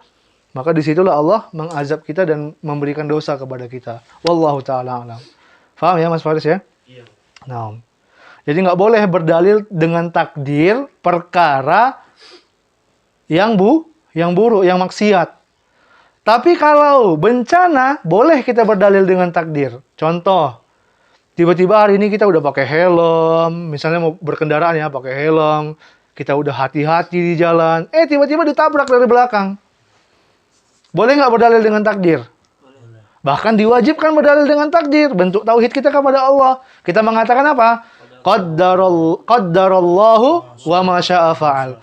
Semuanya sudah ditakdirkan sama Allah dan Allah berkehendak melakukan apa saja yang Dia kehendaki. Itulah orang beriman, itulah orang yang tauhidnya kuat kepada Allah Subhanahu wa taala, tawakalnya kuat kepada Allah.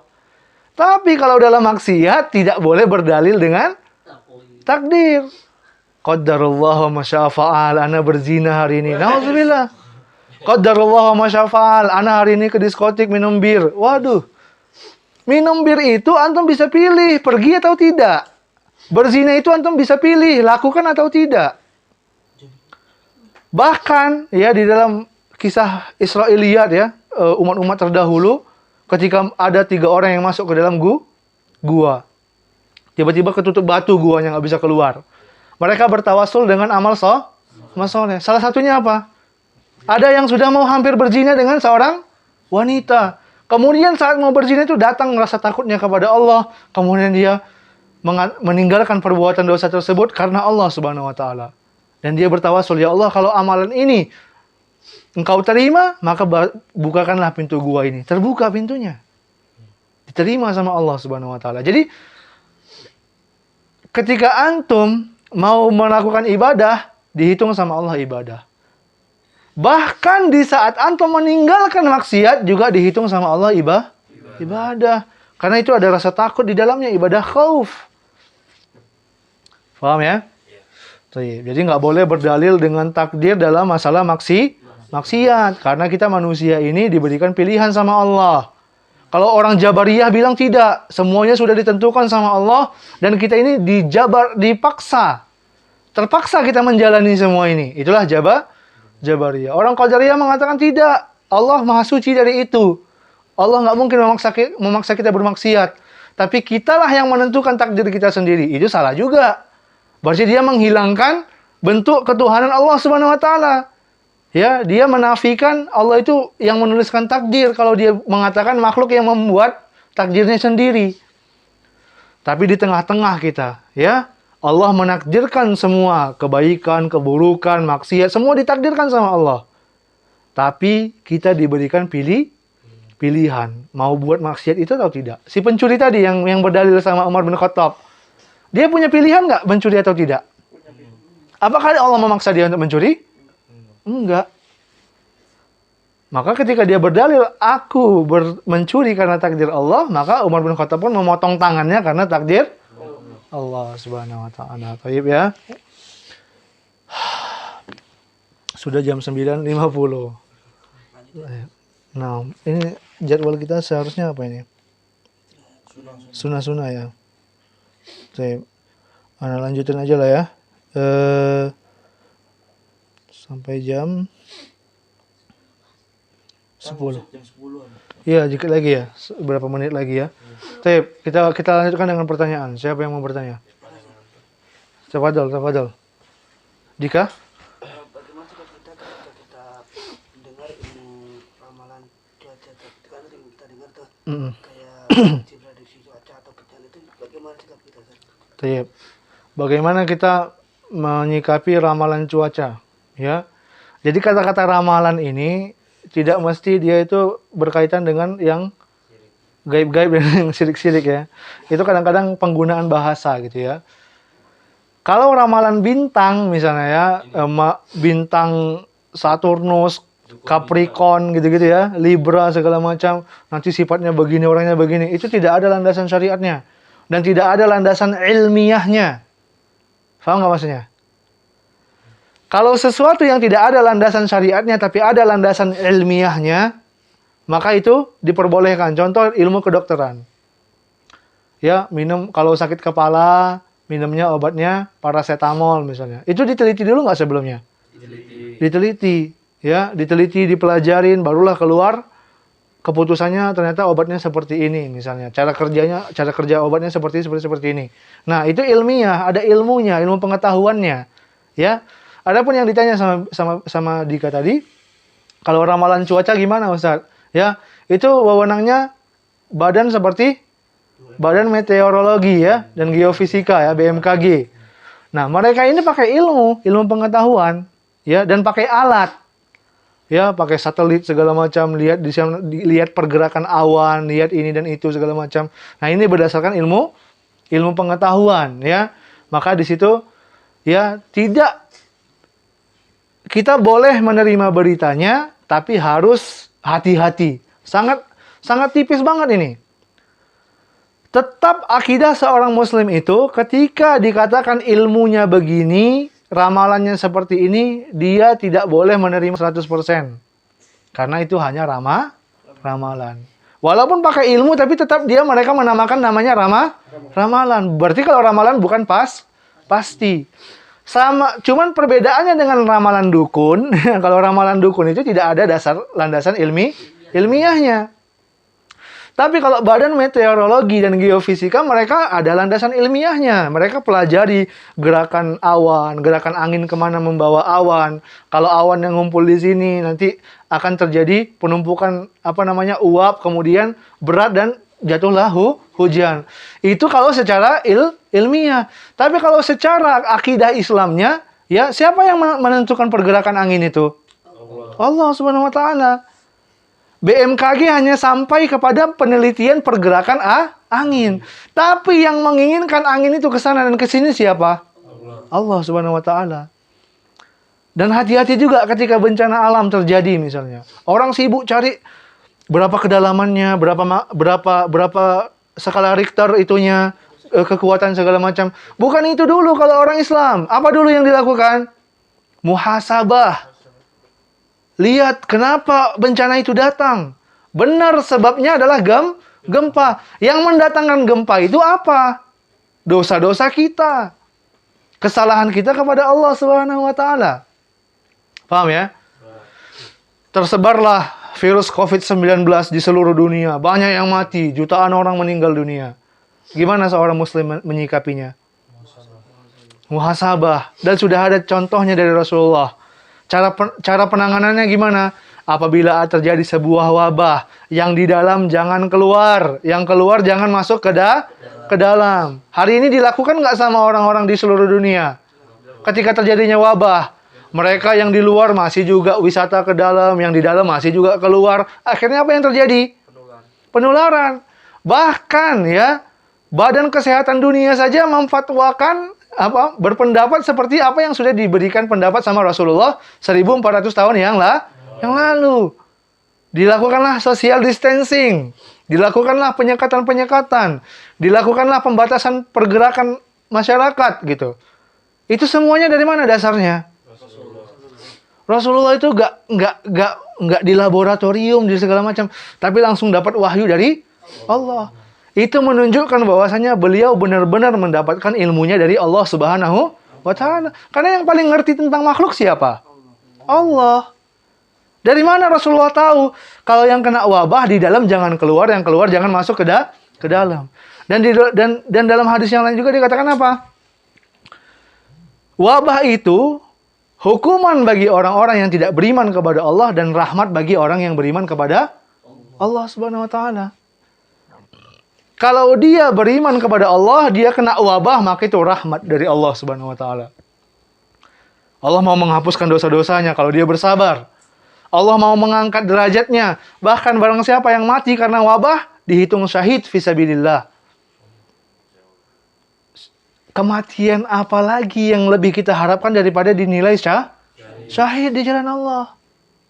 Ada kematian yang lebih mulia daripada syahid? Nggak ada. Paham ya?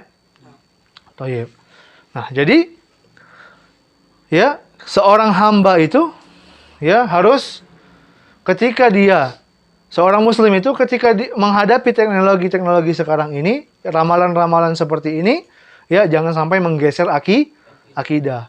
Boleh nggak dibenarkan Ustaz? Kalau ada landasan ilmiahnya boleh kita terima. Tapi tetap akidah kita sebagai seorang muslim semuanya dikembalikan kepada Allah Subhanahu wa taala. Hari ini katanya berdasarkan ramalan cuaca di Cipanas akan hujan. Apakah 100% akan hujan sesuai ramalan? Belum tentu. Diramal BMKG hari ini cuaca di sini mendung dan nanti sore akan hujan. Apakah sudah pasti akan hujan nanti sore? Enggak, itu cuma ramalan, bisa terjadi, bisa tidak. Paham ya di sini ya? Jadi gitu ya Dika.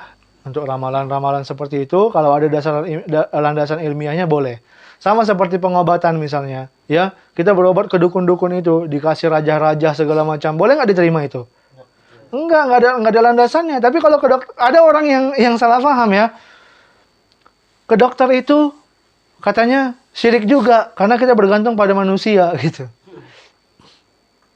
Benar, kita gantung sama kita bukan bergantung pada manusia ya. Kita ke dokter itu hanya mengambil sebab.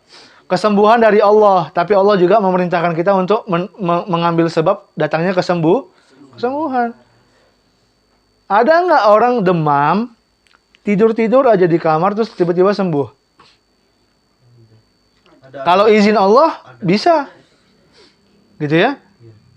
Tapi kalau Allah memerintahkan mengambil sebab, dia harus mengambil Ada di zaman Israiliyat ya, seorang ahli ibadah. Dia dimasukkan sama Allah ke dalam neraka, terus dia protes sama Allah, "Kenapa engkau masukkan aku ke dalam neraka?" Jadi dia di daerahnya sedang terjadi bencana banjir. Dan dia sedang beribadah kepada Allah Subhanahu wa taala. Saat dia beribadah itu datanglah banjir. Datang satu orang mengetuk pintunya, "Hai fulan, ada air, datang. Ayo menyelamatkan diri." Akhirnya dia pun tidak menyelamatkan diri. Dia tetap beribadah sama Allah. Datang lagi yang kedua, "Ayo menyelamatkan diri." Dia tidak apa. Datang yang ketiga, begitu juga. Sampai akhirnya dia mati tenggelam. Ketika mati dia masuk neraka. Disiksa sama Allah. Dia protes. Kenapa? Aku kan beribadah kepadamu. Ya. Tapi ditegur. Bukankah aku telah menolongmu? Nah, orang ahli ibadah ini heran. Menolong. Kok Allah bukannya pertolongan apa yang kau berikan ya Allah? Ya. Maka Allah mengatakan, aku telah mengutus hamba-hambaku untuk mengajakmu menyelamatkan diri. Tapi kau malah beribadah. Di saat seperti itu bukan beribadah kita. Nyawa kita terancam. Ngapain yang kita lakukan? Menyelamatkan diri dulu. Mengambil sebab. Paham ya? Nah, jadi kita disuruh mengambil sebab gitu. Adapun sebab itu tidak boleh kita bergantung kepada sebab. Tapi hanya sebagai sebab saja ya. Wallahu ta'ala a'lam. Ada lagi kira-kira? Kalau bintang-bintang jelas Mas. Gimana? Yang kayak apa? Cancer sifatnya cerewet gitu-gitu. Iya. Nah, sekarang Ana mau tanya, itu ilmunya dari mana? Ada landasan ilmiahnya enggak? Ilmu perbintangan itu kan dari apa ya? Dari adat istiadatnya orang-orang Yunani ya.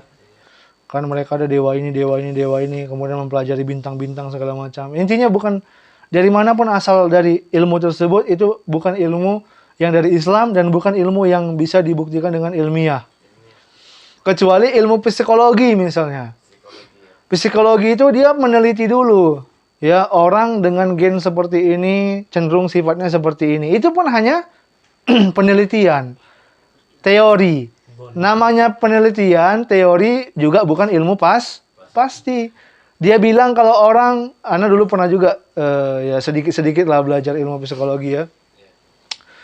Nah, jadi dibilang kalau orang yang ini apa namanya jidat ya, yang jidatnya agak maju gitu ya, apa namanya itu? Lebar lapangan. Ya lebar segala macam. Kemudian punya bentuk wajah tertentu gitu ya, ada bentuk-bentuk wajah tertentu gitu, maka dia punya kecenderungan sifat kriminalitas yang tinggi gitu misalnya. Iya. Pernah dulu di sekolah Ana yang dulu ya. Sekolah Ana, sekolah umum dulu ya. Kejadian seperti itu. Ternyata guru Ana yang punya ilmu psikologi udah terjadilah sebuah pencurian di sekolah waktu itu. Ya, ada murid, ada maling yang membobol kantor tata usaha yang di situ ada uang. Akhirnya dia maling di situ dan ngambil uang. Masuknya dari mana? Masuknya dari ini, apa namanya? Plafon ya. Dari atas genteng gitu masuknya. Dan dia hafal. Kantor itu, tata usaha itu gimana? Kalau kita di atas plafon, kira-kira antum tahu nggak ini kita sedang ada di mana? Ini ruangannya ke sini gitu ya. Ternyata guru Ana ini sudah memperhatikan si Fulan ini kalau datang ke kantor dia perhatiin apa namanya? Lihat-lihat plafon gitu, kayak memperhatikan. Karena guru Ana ini punya basic psikologi sebelumnya, dia agak heran juga ini anak kok agak beda perbuatannya. Nah, terjadi kejadian itu ya ketika polisi datang segala macam, guru Ana itu udah nyampein di kelas sebelum orangnya ketahuan. Saya curiga sama si Fulan gini. Kenapa? Kok bisa kayak gitu? Ya, saya lihat, saya kan sering di kantor katanya. Saya lihat seperti ini. Kalau dari ilmu psikologi yang saya pelajari, kalau orang seperti ini kecenderungan kriminalitasnya lumayan tinggi, gitulah ya dibilang sama beliau. Kira-kira berapa hari kemudian, ketika polisi datang sudah mulai olah TKP segala macam, dapatlah bahwasanya pelakunya seorang murid yang bahkan masih adik kelas Ana gitu. Dia sering disuruh guru karena orangnya lincah gitu ya, dan guru-guru pada senang sama dia. Akhirnya guru-guru kalau mau nyuruh fotokopi ini segala macam tuh manggilnya dia. Akhirnya dia sering datang ke kantor. Cuman si ibu yang sudah punya basic psikologi ini, dia ngeliatin kok ada yang beda ini dari anak ini gitu. Nah, itu biasanya guru-guru bimbingan konseling, biasanya ada ilmu psikologi yang mereka pelajarin gitu ya. Nah, akhirnya benar si Fulan itu yang dia bilang tadi, dia yang benar-benar melakukan perbuatan tersebut gitu. Ya. Ini namanya bukan ramalan dukun ya. Karena dia sebelumnya mempelajari gerak-gerik orang tersebut. Bahkan di dalam kepolisian, dalam intelijen gitu ya, dalam dunia intelijensi gitu ya. Ada hal-hal seperti itu ya, mempelajari gerak-gerik sifat dan tingkah laku itu dipelajarin. Jadi mereka meneliti dulu dari beberapa contoh ya. Ada misalnya mereka mengambil beberapa sampel orang, kalau seperti ini sifatnya begini, kalau ini sifatnya begini. Nah, seperti itu ya. Beda sekali. Kalau dukun ya itu tidak ada sandaran ilmiahnya. Antum datang sama dia, ya curiga misalnya seorang suami curiga sama istrinya. Coba liatin dulu istriku itu gimana sebenarnya. Dia setia nggak sama aku misalnya ya. Kemudian dia ambil ambil dupa-dupa kayak gitu, kasih kemenyan-kemenyan, keluar asap-asap, terus dia pingsan. Dia bangun lagi dengan suara yang lain, kemudian dia ngomong, istrimu sedang selingkuh sama si Fulan. Akhirnya kita percaya, dan ribut sama istrinya. Bercerai gara-gara mulut si dukun. Landasan ilmiahnya apa itu? Paham ya? Jadi sangat berbeda sekali. Ya, kalau dia ilmu pengetahuan, ya boleh kita terima karena ada penelitiannya. Ya, itu pun juga bukan kita bersandar kepada perkara tersebut. Tapi hal itu hanya sebagai sebab. Paham?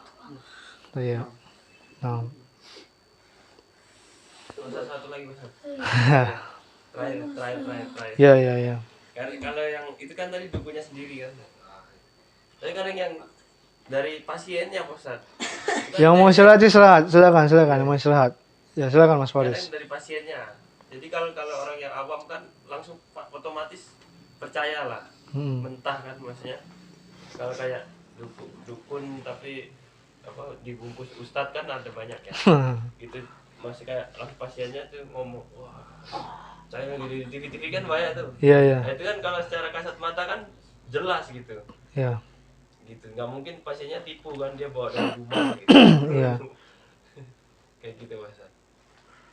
Kadang-kadang Dukun yang pakai pakaian Islami gitu ya. Terus obatin pasiennya, pasiennya tuh ngomong sendiri dia kayak serupa, dia bisa jelaskan gini. Iya. Gini saya dari sana gitu.